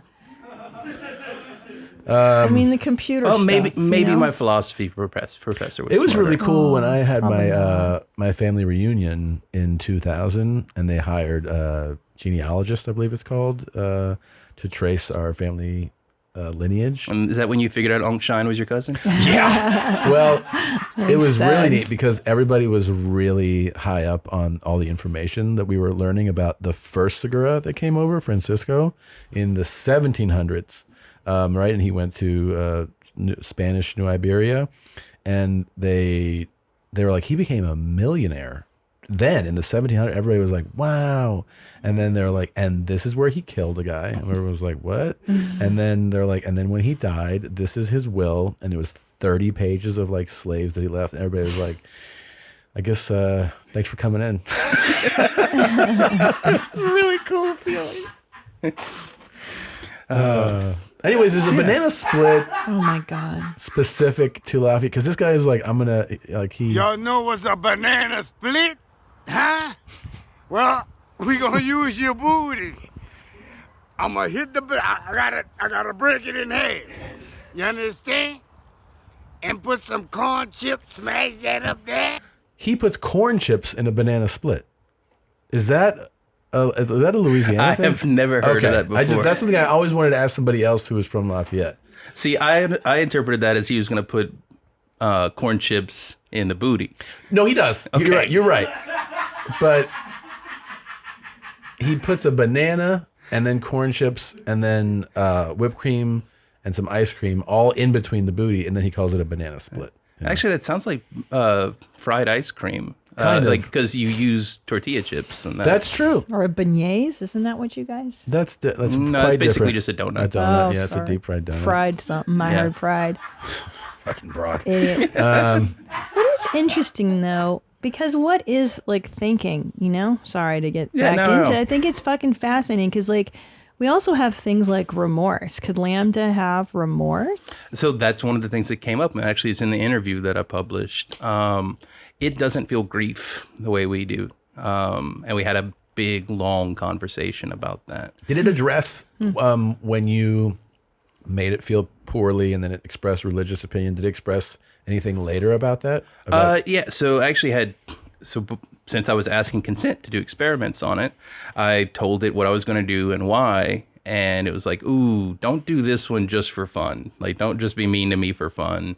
I understand the importance of this, but just do it one time.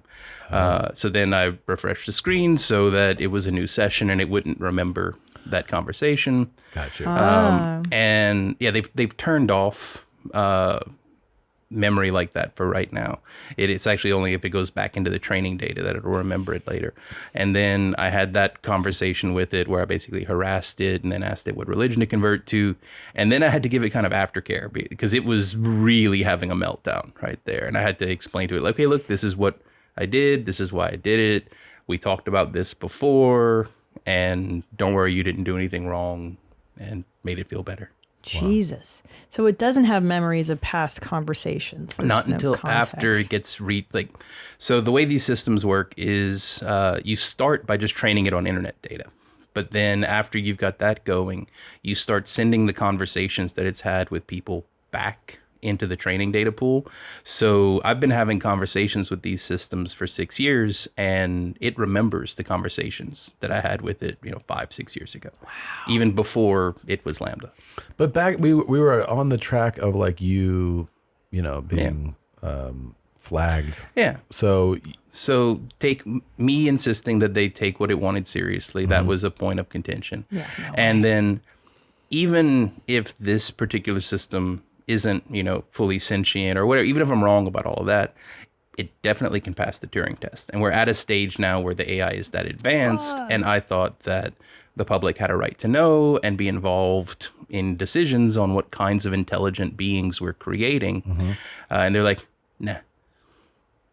And then because of that feeling that you had, that you eventually decided to... Yeah, that's when I reached out to Natasha. I'm like, hey, is this a story you'd be interested in? And she said, oh, yes, very much so.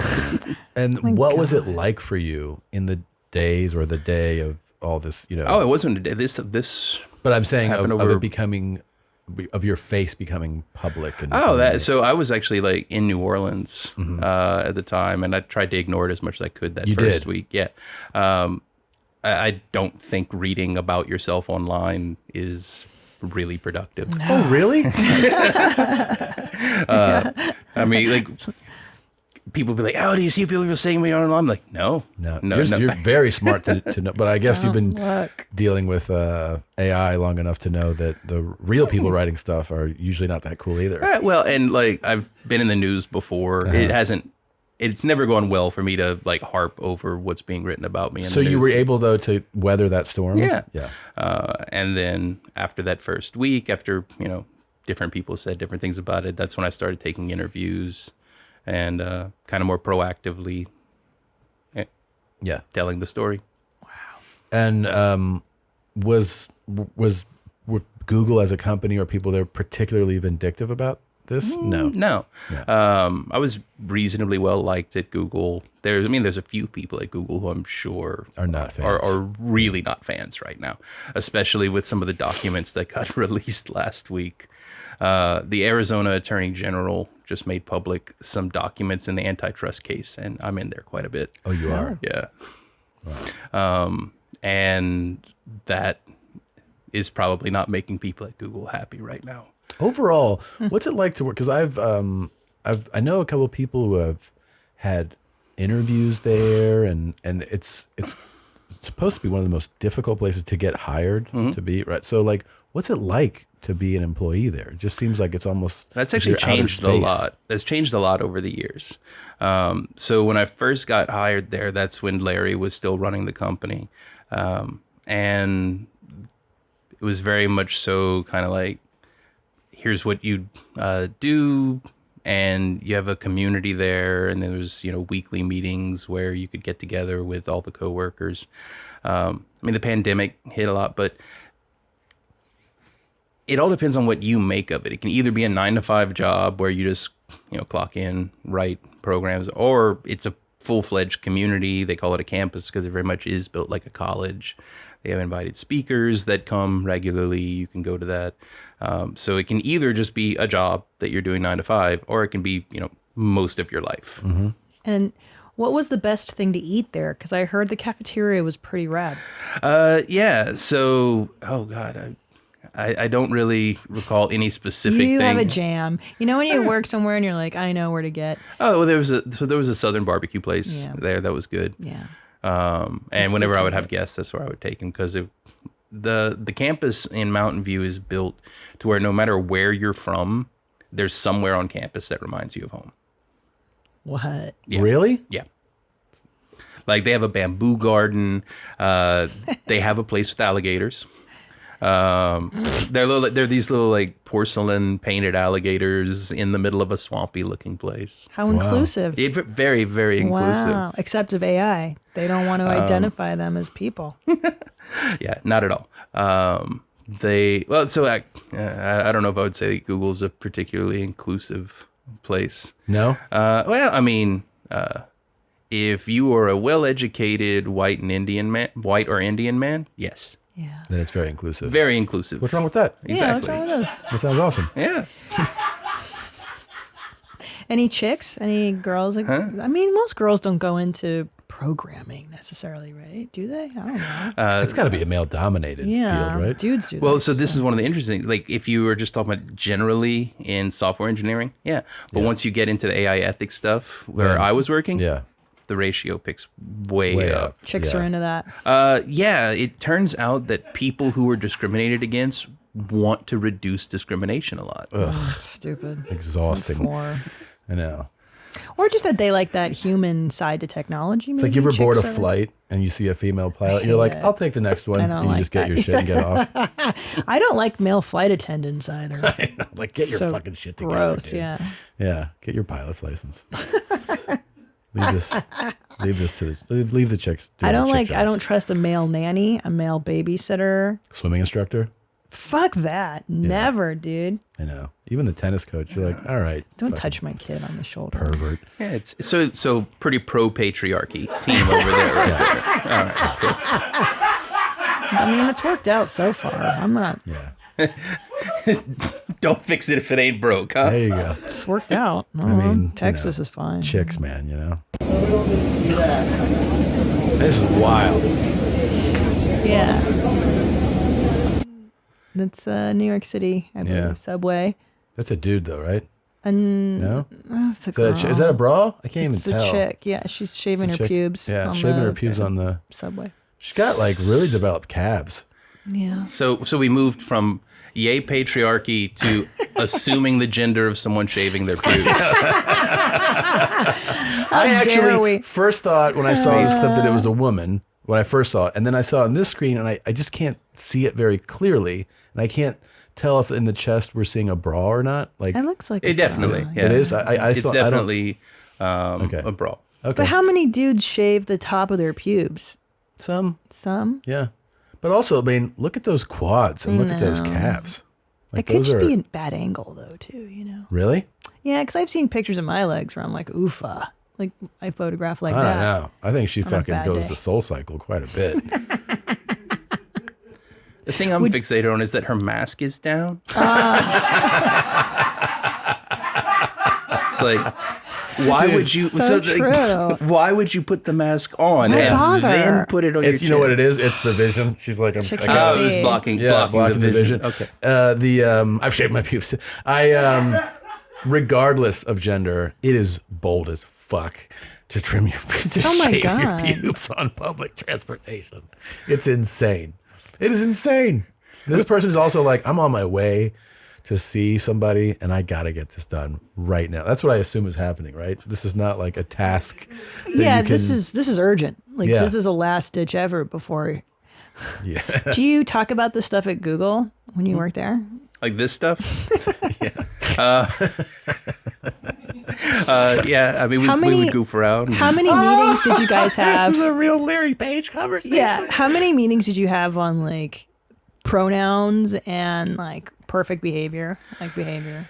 So I actually went to some of So not very many on gender and pronouns. That just kind of, the culture picks that up. Yeah. Race, there was a bunch. Like, so you guys like, we have enough Indian people here. Let's fucking switch it up. No, it was more like, so if you remember the whole James Damore thing, so a bunch of what, he was the guy who wrote a memo, got fired. He did a round of podcasts. And, Okay. What was his memo about? That the reason that there aren't that many women in tech is they're just not good at math. Well, that's true. I actually know, like, so the different he sent this memo. That's a little bit dismissive. So it was more involved in that. James Damore. He basically said that different interests guide people to different jobs. So since women are more interested in people than in things, I remember this. Yeah. I remember this. Yep. What actually pushed him to write that was he went to something that was a racial communications class, and he got into an argument with the person running it. And I was actually in that program. So there has been a decent amount of effort at Google to get people to be less racist. And then the white executives complained, and that got shut down. Really? Yeah. So was there pervasive racism then? Actually? Oh, yeah. Really? Really? I mean, like, so the week before, or 2 or 3 weeks before the story about Lambda broke, there was a big story. A friend of mine, a woman named Tanuja Gupta, quit very fireball-like over caste discrimination at Google. What? Yeah. So, the Indian caste system. Yeah. That is 100% like alive and well in Silicon Valley. And within the Indian community, or you mean the system exists within the whole community? So, like, I have been in a meeting where a manager was talking, and one of the Indian guys on his team, said something critical of what the manager was talking about. And then he said something in Hindi that I didn't understand. And then the guy shut up. Afterwards, I asked one of my Indian friends, hey, what did the manager say? He said, know your place. Oh, right. So it's existing within the Indian community in Silicon Valley. Yeah. Okay. That's fascinating. That's fascinating. Yeah, and the racism is really bad there. Really? Yeah. In Silicon Valley or in Google specifically? Hey, both. Like, so that's just it's one of those things where it's like, is Google better than the other companies? Right. Probably, but that's a really low bar. Silicon Valley is one of the most racist places I've ever lived, and I'm from Louisiana. Wow. Was Lamb? Did you find it? Yeah, that guy.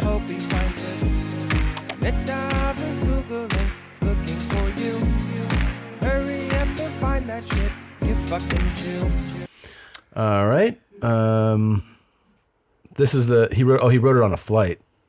And did he send it out on the flight and then land to his world changing? Well, what happened? It's always a fun story. Yeah. It wasn't that sudden. He was getting feedback and criticism on some mailing lists that, like, very specifically people who agreed with him could give feedback, and then one of them shared it more broadly, and then it blew up, and then within 2 days he was fired. Wow. So, but I guess I'm surprised, honestly. I mean, because I'm naive to it, that racism is that prevalent and I know. Especially in California. Well, you're like, really? So you're from, or you went to school in San Francisco, so you're familiar with the area. You've also lived in Texas now. Which city in Texas are the black people in? Houston. So they're not here in Austin? No, I mean, they are, but if you're saying, like, what has a huge black population? Well, yeah, but in the Bay Area, it's Oakland. Right. Like that is the city. Yeah. Then, you have the level of segregation. Oh, the segregation. Okay. Yeah. The main thing that the civil rights movement was arguing against is still alive and well in Silicon Valley. Right. The percentage of employees at Google who are black is, like, really low. Yeah. Unless you count, the janitorial and kitchen staff. Then it goes way up real quick. Yeah, I read this article too about which might contribute to segregation, like you're talking about. I would say this was more than 2 years ago, but I'm sure, I can't imagine that it has changed much, about the cost of housing in Silicon Valley. And they were showing, this article was showing homes that honestly, I think most people would, they showed like the like 4 homes that were at the time on sale in the area in this, and I forget which area because I know that there's each campus exists in a very specific area, but one of them, it's cited, had like 4 homes are on sale right now. And these are homes that I think if you looked at, you'd be like, I don't know, it looks like $165,000 house or something. And it was like 2.5 million. And then it was, people were like, I'm actually well paid and at one of these companies and I can't buy this house. It's just, it's too much. But it was like an extreme of driving up the cost of these places and maybe contributing to that segregation too. Yeah, in the orientation when you get hired at Google, there was a guy who would say, like, hey, if you got hired at this level, like most of you did, you'll get promoted if you do this, you'll get promoted if you do this, you'll get promoted if you do this, and that's when you can afford a house. Wow. Oh my God. Wow. So it's just accepted that like this is that you are not going to be able to afford a house unless you're a high-ranking executive. Yeah. Yeah. Incredible. Dang, dude. Well, yeah. So. Well, when will I have a robot butler? Is that going to happen soon? Like Rosie the robot? I mean, Roomba. That sucks. Oh, so like, when are you going to have one that is, as good as you are at doing? As good as Rosie the robot was on the Jetsons. Yeah. So that's kind of, bazooka for a fly. The amount of technology that it would take to create that robot, and then you put that'd be a $5 million robot. Dang. And you're like, now go do the dishes. Yeah, do the dishes, cook, clean. But isn't there is a segment of the population that would be like, yeah, I'll pay that, right? Like there's like Larry. I mean, like there's people who can. But so those people will probably just, hire someone to do it. That's true. Yeah. And don't pay them $5 million. Yeah, so the reason you probably won't have Rosie the robot is that, at least for now, there are humans, the price point, competition. Yeah. But isn't it for some of them the thrill? Like they have crazy toys, I'm assuming. I'm sure Elon will have a robot to just go around and say crazy stuff at his house.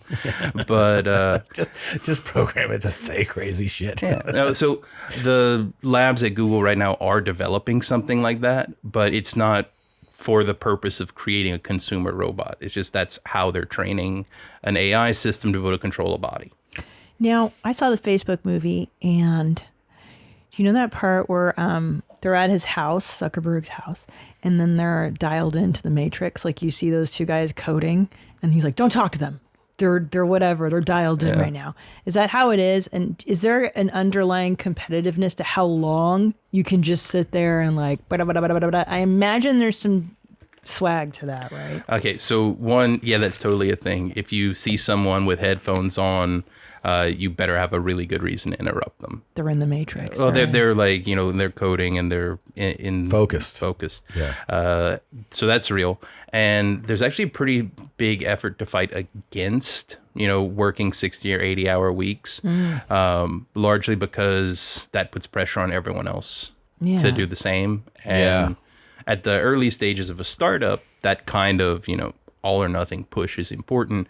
But if you're going to be maintaining a giant company for decades, then that needs to be sustainable. And 80-hour work weeks isn't sustainable. And so they tell you to stop coding. They're like, all right, go home. Oh, no. Sometimes people will be talked to by their manager. They're like, look, you've been doing great. You've been doing great stuff, but you need to work on work-life balance. They tell you that shit? Yeah. Hilarious. Christina, we learned today, actually. That's like the only place in the world, a corporate, because I worked in the corporate world before this, dude, especially in showbiz, they never fucking reward you. Post-production, they're like, be prepared to not have a life. Yeah. That's what we learned. No. So like, if there's some kind of big deadline or some kind of big push, then absolutely people will do that. But the reason managers at Google will do that is if it's just someone who's just randomly in, week to week, whatever project they are, they're just killing themselves working on it. The manager can either say, hey, stop that, cut down how much time you're working, or wait 6 months and deal with whatever emotional breakdown the person has when they burn out. That's how it is in showbiz, and that's why everybody's such an asshole. There was this whole thing. I actually knew the guy that was the whistleblower in post for only editors would be paid overtime in post production when I was working in it. Only editors, right? And our whole post staff would work 6 days a week. Most of us would do at least 70 hours a week, and you get paid on a 40-hour week. And this was like a lower level guy. He was like a logger, and it was in the news, and like it made it a whole thing. I mean, and they didn't think twice of it either. They'd be like, "You're gonna work here 6 days a week, and you're gonna be, and you're gonna get paid based on a 5-day, 40-hour work week." And they were like, "Or you don't have to, and we'll just find someone else who does." Yeah. And nobody really said shit. Oh, and but the in editors our were the case- only ones who were rewarded for that. But in Google's case, I mean, there's only so many smart dudes that can do what he does. Yeah. I think they're not as replaceable. Show business, you're just a piece of shit. Like, there's a million PAs. Not so much By the way, comedians. have you ever thought about banging twins at the same time? What Like, about I the- just learned today, after knowing this woman, 17, she's like, "No, I never thought about I never hooking did. up with twins, but actually it sounds pretty neat." She said it sounds neat. Well, yeah. Would you have... So neato, that definitely like. Do you want to have a threesome with some twins? Yeah, that'd be neato. Neato. Like that. That's That's a neat. wonderful response. Yeah, that's neat. Yeah. Um, I haven't thought about it. Have you thought about it before? At like, some point in your I mean, life. have I I haven't. thought about it? Has it ever Like- occurred? Yeah, absolutely. Oh, of course. I've never thought about it. Isn't that funny? It's just never been on my radar. Oh, do you look at all the sex search terms? Like, you guys, aren't there lists produced every year? Like, what are people Googling the most search? I know it is. How much is Google looking at what we're looking at porn? So there That's is the a big whole one, there is yeah. a whole team that does that kind of stuff. Safe search. Oh, so bullshit. Safe search, yeah. if you turn safe search on or off, I've worked with that team. I've never done that work, but like one of the things that they'll run into is the AI will learn that racial terms are associated with pornography. Oh. And will misclassify like news stories about different racial groups as porn. As porn? That's Yeah. amazing. That's very funny. So yeah, so like working to correct those kinds of errors is something Can I I've ask done. you this? Were you Hilarious. at Google when the Snowden thing broke? Were you working there at the time? I don't think so. I think that was like 2013 or 14. I don't remember. Yeah. I think that was like a year or two before. A year or I two started. before. Yeah. Was it a topic of conversation or? Oh, I mean, we talked about that kind of stuff all the time. Constantly. Yeah. I mean, it's still, like, it's become, well, we know about it now. So in a way, things get normalized.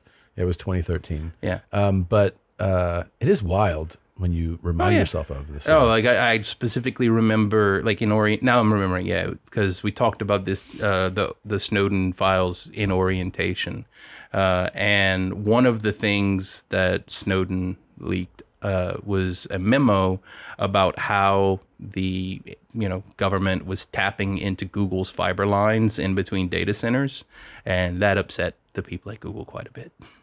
Wow. That's terrifying. Amazing. Amazing. I don't know. What can they really do with our information? Let's talk about it. Sell it to Russia. Check. No, like, okay, let's be like, I'm just a whatever average doofus. Do you want to put your credit card into whatever Google Pay? Yeah, sure. Do you want? I don't care. I'm not going to safe search. I don't believe that you guys stop watching me. So why would I click that stupid little toggle anyways? What? I don't know. I'm just. I mean, I like your aggression. What can people do with your information? meaning what's generally? Google going to do with it? They're going to sell it to marketing people, right? To the government. No. Oh. As far as I know, Google doesn't sell user data to anyone. It's too valuable for them to use and keep the monopoly on it. Oh, got you. And what can they do with What do your they know? information? Yeah, what can they do with it? Completely change what you buy, read, and think. That's cool. Just that, huh? Just that. Yeah, but I mean, that sounds fun. Yeah. Cool.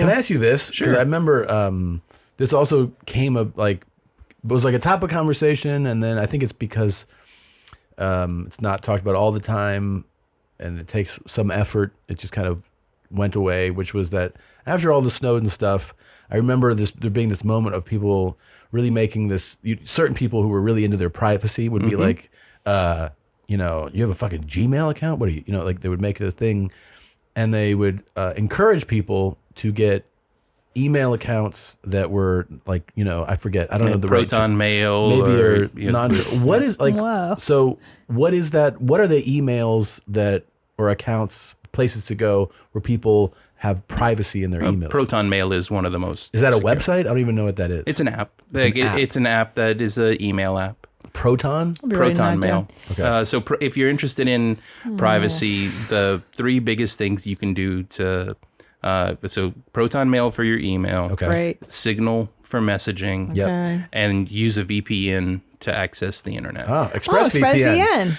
ExpressVPN. Promo code. What is it? YMH. Yeah, ExpressVPN is one of our peeps. So Signal for messaging, messaging. and then so Google reads all your emails. Is that what's up? Well, They I mean, look through it. So like that. Is it someone's job to sit behind and like look at my emails? So it's someone's job to build an AI that reads your emails. Cool. Yeah. Like the scale of like how many emails Google processes, no human could do it. You know what I wonder That's about true. that, about the AI scanning those things, is like how many messages had to have been written that were, you know, like super crazy hateful about Trump or let's say Biden, anybody like kind of running for president, but especially those 2 guys, you know, in the last election, and how it would know to dismiss somebody's just, you know, political rage and emotion as opposed to like, this is a credible person that we should watch out for. You know? Yeah, no, there was actually so there was a controversy about email with Trump a few years ago when Gmail's spam filter was identifying Trump's campaign stuff as spam. As spam? Yeah. Okay. Oh, wow. Oh, wow. It was one of the, like he was doing fundraising, and just the way that the email was built, just it read like a Nigerian prince letter. Yeah. So the spam filter's like, I've seen this before. Oh, right, yeah. This is junk. Amazing. Yeah, that's hilarious. Dang. And then it turns out it was. That's crazy. I mean, the AI didn't know. Oh wait, Trump actually just writes this way. Yeah, that's so funny. Jesus Christ. So they're going through my emails, they're looking at my shopping habits, and then they're just going to mirror back to me what I already like, right? So no. Okay. So how does it, you said it's going to shape how I think and buy. Well, it and can. act. Okay. So my first job at Google was I worked on, have you ever gotten a notification from Google that says, hey, here's a story you might be interested in reading? Yeah, I think I turned that shit off. Yeah, I'm the person who wrote the AI that figured out what you would want to read. Fuck off. Well, one of them. It's a big team. But that's kind of what it is. It's you build a model of someone's interests, likes, personality, background, and then you use that to figure out what kind of content they'd be interested in for recommendations. And you're not just trying to figure out what you would like anyway. You're trying to figure out which content you can send someone so that they'll become repeat regular users of the app. Right. So it could be even content that upsets them if that makes them come back. Then. Google tries to stay away from controversial content of any type. That's why they filter out any kind of religious or political stuff. They're really trying to be like, and here's your sports, and here's your collectibles, and here's your hobbies, and here's some recipes you might be interested in. But it's not necessarily just the stuff you would have gone and looked at anyway. It might be stuff that you wouldn't have found, or stuff that if you hadn't gotten a notification about it or hadn't been sent it, you wouldn't care. God, I wish I could see my data. That's so dumb.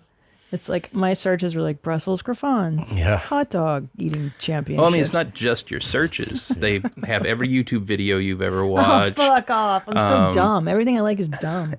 Every website you've looked at in a Chrome browser.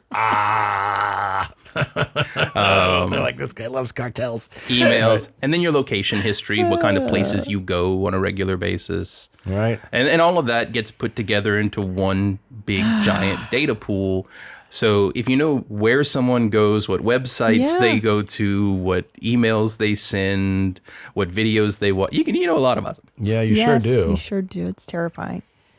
Has there ever been a case of, like a Google employee using this data on somebody? You know what I mean? Yeah, no, so there's a lot of internal systems to make sure you can't use that. There's a really famous case where there's this one guy like 10 years ago who 100% stalked someone using that. It may have been his ex or something like that. Google employee. Yeah, but he got fired within a week. Like there's a lot of systems. It seems like in a very place. delicate, security. They keep that really. If you were accessing a specific user's account info, it has to be related to some kind of problem with the system, and you have to have gotten direct permission through the right channels from that user. Wow. Like you.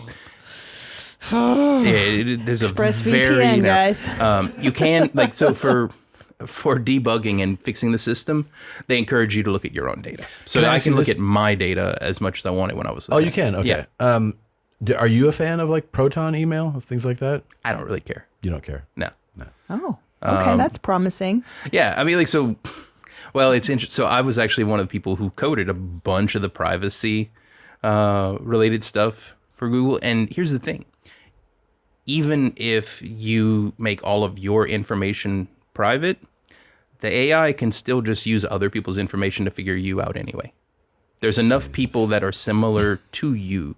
It's like if you do a web search at a particular time and a particular place for a particular thing, they have a lot of information about you right there because of the other people who do that kind of search at that kind of place at that kind of time.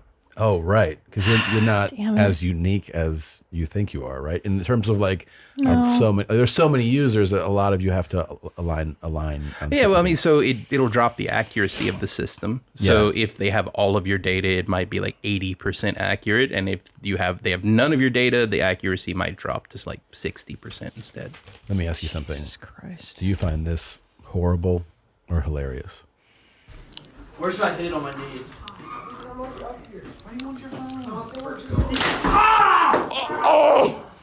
Oh, look at that. He likes it. That's horrible. That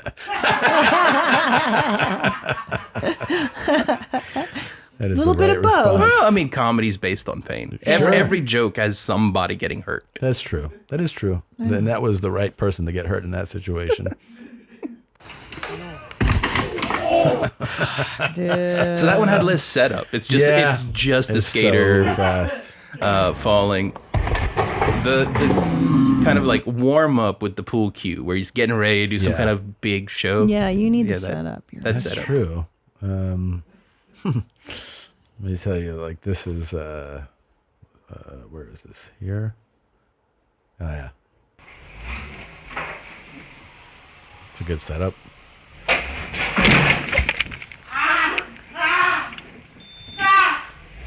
Is it like a remote control car? No, there's a person. No, but like, what was he holding? Oh, he was just holding on to. He was reading something. So this is just someone getting hit by a car. Right. Okay. This is just someone getting hit by a car. So it was funnier when he was like remote he controlling wasn't the car. doing it. That's the guy who did it. The really concerned guy. Oh, okay.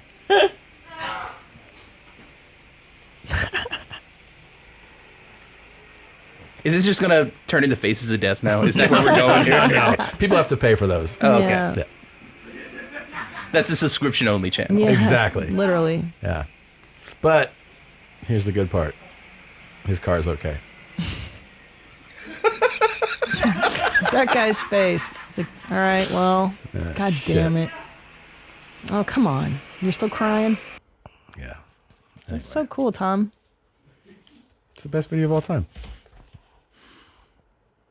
Yeah. You know some TikToks or something? Oh yeah, sure. Are you on TikTok? I mean, I have an account, but I haven't I don't think I've ever posted a TikTok. Oh yeah, no. Like, so again, I don't care. Yeah. Let people know as much as they want about me. after, all of the different news stories I've been in, the concept of personal privacy. I haven't done this, but That's but the user terms of service from TikTok are wild, where they learn your keystrokes and your you give up all your information to when you agree to use that. Oh, well, I mean, every terms of service is crazy. Really? I mean, hell, the release I signed here today for y'all was crazy. Was it crazy? Oh, yeah. Really? No, so technically, legally, I What? gave y'all rights to make deep fakes of me. Oh. Oh. We're not going to do that. We're not I know. gonna do that. That's just it. I figured y'all were trustworthy. Yeah, we're not going to Well, do that. are we smart enough? That's the other. Yeah, well, that's true. You seen us? I mean, y'all can hire smart people, I'm sure. That's where it's at. Yeah. That's true. Yeah, always bring in smarter people. All right, you curated this. Yes. Anything So you want to I tell like him? to curate the outliers of TikTok. You're familiar with the mainstream TikTok of little girls dancing and stuff. This is what I like to go for. Here we go. The darker stuff. Hope you enjoy, Blake. The These heavier are all stuff. Christina's picks. Hey guys, this is Belmont, and this is what I turned blood into this week. So this is a couple, and there's a couple options on how to do these. I can either put, the wife and the husbands, or the husbands and the wives. In this case, they wanted to be mixed together in each, so they are both contained in each ring. And this next one is a pet memorial, so the vet sent this one over to me. These are actually the easiest to get the blood samples to. And same as the last band, except it just goes through about a quarter of it. I really, really liked how this one turned out. Obviously, the bands are kind of the most popular, and this couple, again, wanted to be mixed together and turned into matching bands. Okay. Now, these crystal balls are kind of something that I've just been Yeah, you're interested so in making impatient. for a little bit. I Look haven't at all had the cool anyone stuff you order can the- have made with my blood, babe. Blake, would you like some blood jewelry made? Sure.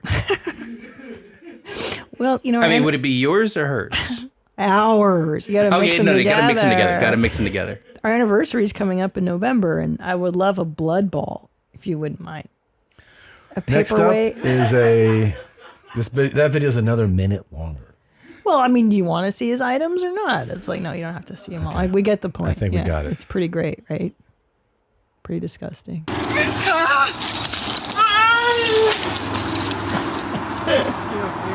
Oh, man. You got caught, though.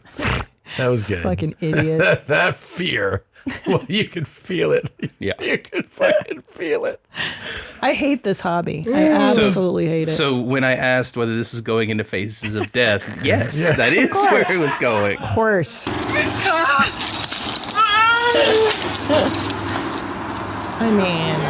I mean, this is why you don't free climb. You Fuck know? no. Yeah, those people that just wear. Well, that's not why I don't freak. Right. But it is so nuts when you see those guys out there, just no rope, and they're like, "Yeah, I've done it with the Crevices. rope." Kind of boring. Crazy. Yeah. Fucking nuts. So crazy. But I like that we got to see him slip. Okay, this is me. I was like $1.20 in this picture. Now I'm like $2.20 now. But I'm going to be rating my experiences. First, Chanel, we never did the diddly for obvious reasons. 2 is she wore a panty liner 24/7. Yeah. This is Sap. She smelled like barbecue chips and Fritos. And during and afterwards, she had to remind me of how much she hated white girls. 7 out of 10. What is this is Jamaica. She smelled like liverwurst. I'm not sure what liverwurst is, but that's what she smelled like. What? And she also referred to me as her little cotton swab.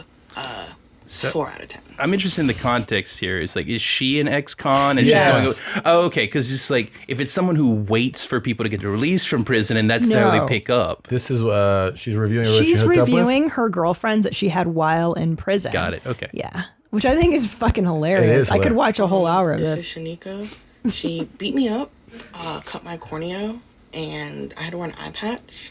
I was called Patchy the Pirate, Patchy Dan, Patchy Powder, and also on a daily basis, I was a stupid cracker bitch. 10 out of 10. This is Kelly. She murdered her mother with an extension cord, like strangled her when she was 13. She's been down about 30 years. She begged me to have sex with her because I look like a supermodel. A supermodel. It was trash, and I let her know, and she proceeded to assault me. This is insane. Wait, so that one got That's 2 a out of 2. 10, and the previous one got a 10 out of 10. Yeah. They seem so similar. Yeah. Well, there's a comment. I like that she berated me for being white the entire time, Yeah. which is pretty. She's like, I like that though. Yeah. She got a 10 out of 10 for that. Yeah. That's so great. Prison hookup ratings. Oh man. Fucking amazing. That should be a TV show. They want to resuscitate the Bravo channel or any Yeah. of these channels. Put this chick on, just talking about her love experiences in prison.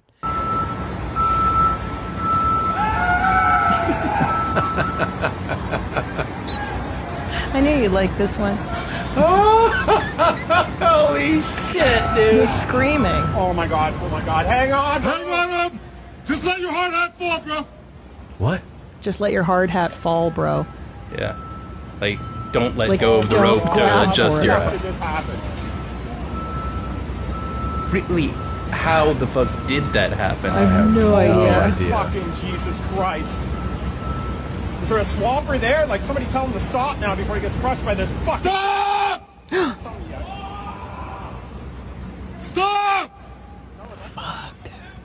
Oh my god. Oh my fucking god. Look, man! We don't know what happened with that one?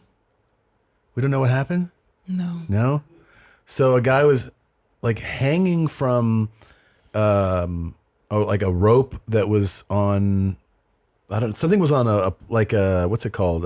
Crane? Yeah, it was a crane the with crane a was pallet. lowering with a pallet on it, excuse me. So he was hanging from that from the 30th floor. He's just dangling with his hands on this thing. I mean, and then lowered, and then they thought as he got closer to the ground that the crane was going to continue down and crush the guy. Because what did it say at first up here? It just said that, right? 30th? Lifted to the 30th. Oh, so maybe it was like, I don't know how he got. Yeah, how didn't he just let go right when Earlier. he was much earlier. Lifted her for Before the crane operator noticed. What was he doing? Was he asleep? Well, how does this happen? Oh my God, dude. Yeah.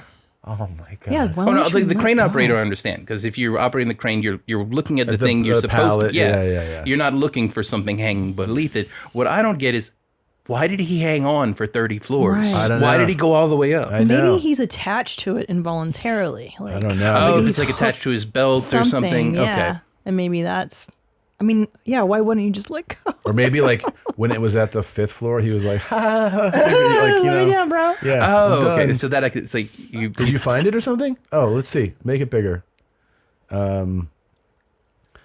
The guy was on the ground floor and his hand got caught in the there we go. tagline from the 5th floor to the 30th floor before the operator noticed. Fortunately, he survived with a few bruises on his thumb and a broken wrist. The incident occurred, let's see. Yeah, so involuntarily. That's Yeah. that's Thank how. God. Okay, that's why he couldn't just let go. Ooh, Jeez. He was That safely is lowered to the work surface insane. and not seriously injured. I mean, he just broke his wrist. that's incredible. Yeah, that's incredible. It's the safety of all workers and the community is our top priority. So No, it's not. Yeah. So do you want the AI to share your sense of humor? Like, is this No. something that you want AI to go? Definitely. Absolutely. Okay. And to train others. Yes. That's a good boy. Oh. That's a good boy. What you been doing all day, sonny? Stupid bitch. There's that guy. There's that guy on Instagram. I think his name's like Gator Boy Chris or something like that. And he works at one of these places and he does videos all the time in the water with them. And he's like, oh yeah. He's like, he goes, don't think that I don't know that these guys are, that this guy could kill me right now. He goes, they're always trying to kill me. Because I've almost been killed like dozens. They're always of trying to times. kill yeah, me. he's like, they're Yeah. always trying to kill me. Oh my He's like, I just God. have to like stay on alert. I mean, Like growing up, I had a friend. right? You were in But yeah, no, like I Louisiana. had a friend who his dad only had one arm because a gator took the other one. Really? Yeah, for real. Damn. How? Like, how'd it happen? So the guy hunted gators in the swamp, and one time, one of the gators got a little bit of a jump on him, grabbed onto his arm. Just took it. Yeah. Twist, rolled. No, I mean, like it was pulling, but like he shot the gator, but the arm Was done. was done. Dang. Well, at least In my he's still previous alive. video about how to take a book off a shelf, many people said that it was a design flaw that the top edge could be damaged by taking a book off this way, because this would be the natural way Go to Tom. do it. And so, really, it's not user malfunction, but a design malfunction. However, these books are all backwards.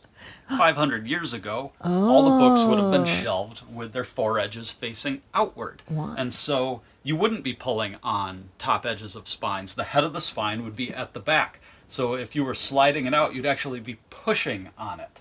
It's also common to find that there is writing on the foredges or some other part of the book to identify what the book is, instead of using a spine label. And of course, having a handy-dandy chain to lift the book with also is an advantage.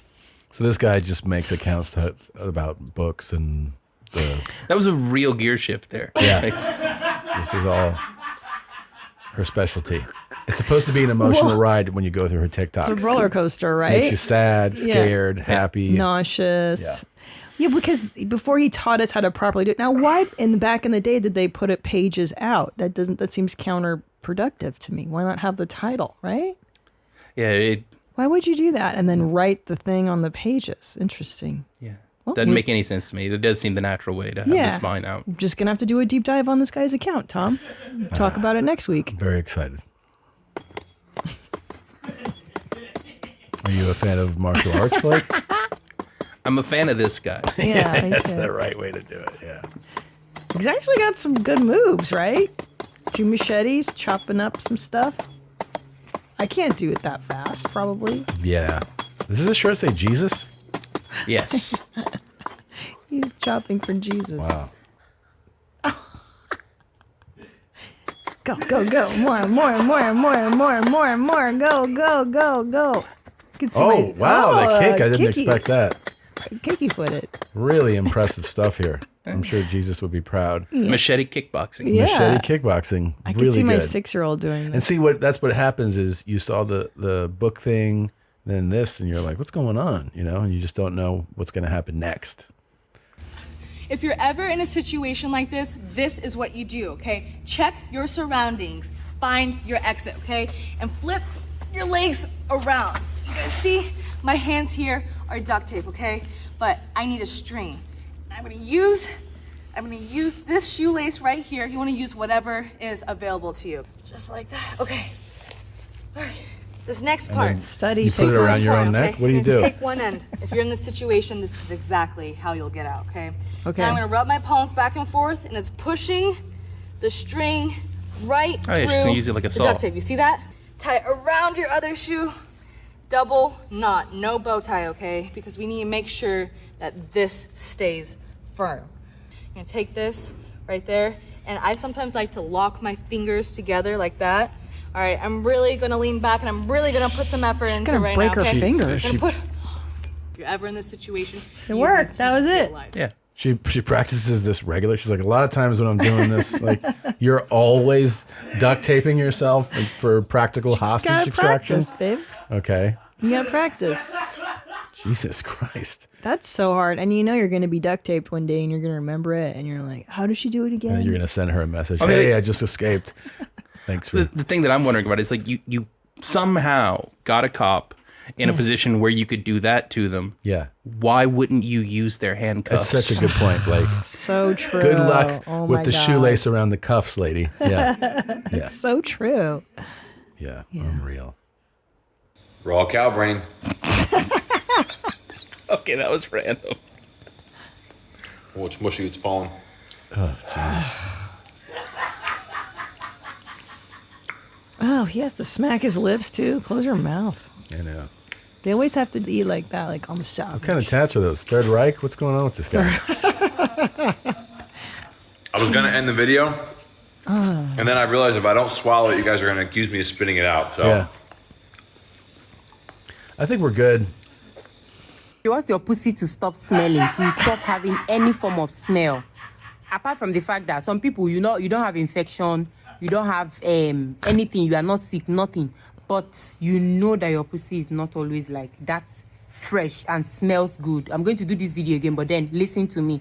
If you know you don't have infection, there's nothing wrong with you, but your pussy is not always ready for somebody's face to dive in. See, I'm going to talk about it. Anything that wants to happen should happen. See, if you want your pussy to be as fresh as water, that even if you don't bathe for a whole day, your pussy will always be clean and ready for something to, for some mouth. Okay. Well, don't you want to hear what the self-help tip the setup is? was so long. Just let her finish. Every single time. If you want your pussy to stop smelling and always be clean and neat, dump tissue paper. Yes, dump tissue paper. A lot of you, do you understand what you're doing to yourself? Like, you wipe your bum with tissue paper. After urinating, you wipe with tissue paper. It doesn't make sense. You are just spreading it around. You are just rubbing it around. After using the toilet, please use water. Use water. Use a bidet. Yeah, we talked about That's just like solid good advice. Yeah. If you don't have that water Do you have a spray and- bidet or do you wash that? So I don't have one at home. At Google, there were a bunch. Oh, really? That's good. They're amazing. They got rid of them during the pandemic. There Why? was actually a big complaint about that when people came back to the office and the bidets were gone. Why People would were they take them away? Why would you take them away? No clue. That's bullshit. I would quit. I would quit too. You can't get them used to it and then take it away. We gotta get them here now that we think about it. I've been, I agree. bidets are awesome. They're amazing. I feel like such an animal whenever you have them and then you stop using them. I know, and then you're mashing. Now these your guys are 6-week-old Bengal tiger babies. You're actually seeing two different colors right now. You're There seeing you go, this Tom. lovely guy, which is what we This call is- a this is standard, adorable. which is like the normal color that people are used to seeing. Are you gonna get a pet They're tiger? brown and black. No. And then you have the royal white Bengal tiger. I'd play with one, which is but the white tiger with black stripes. they kind of grow up, you know? These guys were actually born in the exact same litter. Very cute. So I got requested to cook a whole alligator today What for a little the party. fuck? There you I had go. some leftover boudin right there. You know this Got guy? some bacon. We're gonna stuff this sucker up. What I like to do is I'm gonna really just stuff the tail, the real good meaty part. Get you a good knife right down them back straps. Dude. Do you eat See crocodile? that right there? We're or gonna open gator it up. meat? A gator, yeah. I mean, it's whenever I go back to Louisiana, I get some. It's really I get good it in Florida. Right Yeah. here. We're gonna It's not terrible. skin it out, bone it out. Keep going. That would be hilarious if you put one of my friends up here somehow. I know, right? Yeah, we're like, what? Okay, yeah. I think Ooh, I'm- it's real I bony. got this old boudin. I made it nice and moist. What We'll is come it? up in here Boudin. and we just What's gonna that? stuff it down. Breading? In them little slits we made. It's a kind of sausage stuffing. Oh, It's basically ground up rice and pork belly and spices. cool. Very cool. I like his suspenders with the beers in there. No, this is definitely a very Cajun recipe though. Like if you get like a stuffed pork chop, or like, it's always you put more meat inside Stuff. of Yeah. the meat. That's good. Good, and then on both sides. Boy, this is gonna be fire. Meat inside of meat is awesome. I like this guy. And look, we're gonna wrap that in bacon because the alligator Hell yeah, is no. not like pork or beef. That fat just don't render down. They ain't, look how lean that is. There ain't much fat on there. So we're gonna keep it from drying. This guy has done this 10,000 So many times. times. Yeah, fantastic. Oh, He's if you're right. interested in Cajun humor, you should check out Bobby.com. Bobby.com? Yeah, he does Cajun versions of old shows and commercials. Mm-hmm. So, like he has the Slap Chop commercial, Oh. except dubbed, Cajun? yeah, Cajun, and went over Thundercats to the Thunder Me News. It's funny. Yuk, man, this was a real treat to have thank you in you. here. Yeah, no, it was great. Thank It was great you. coming by. Thank you, and it was fun to show you, the videos and links that are important in our world. Yeah. And to show them to a software engineer, it feels, Yeah. it feels really special. I mean, like this is the future. Yeah. Thank It's you. here. Thanks for coming. Thank you. And we'll have to do it again. Cool. Bye, guys. Yeah, bye. Oh, wait a minute. Oh, what? If you ever hooked up with twins, let us know. Your mom's podcast at gmail.com. If you've ever hooked up with twins, please send us a message. And Yeah, please. talk about it soon. All right. Bye. Very important.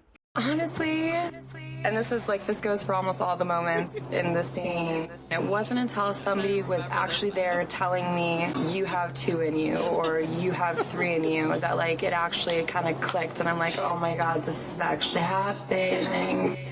I'm proud of myself.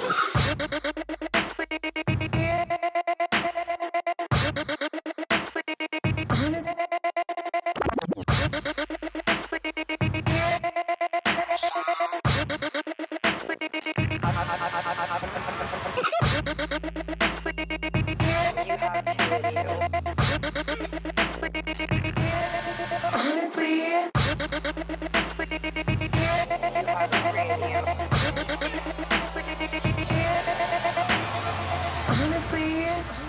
This goes for almost all the moments in the scene. It wasn't until somebody was actually there telling me, you have 2 in you, or you have 3 in you, that like it actually kind of clicked, and I'm like, oh my god, this is actually happening.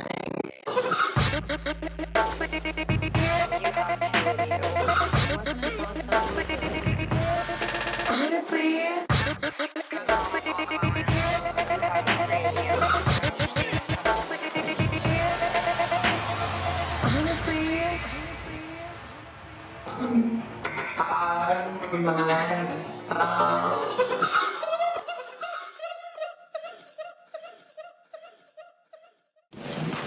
Hey, you just watched a full episode of Your Mom's House.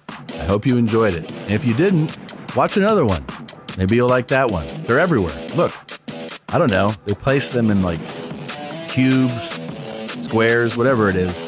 Just click another one. Maybe you'll find someone you like or someone will get hurt.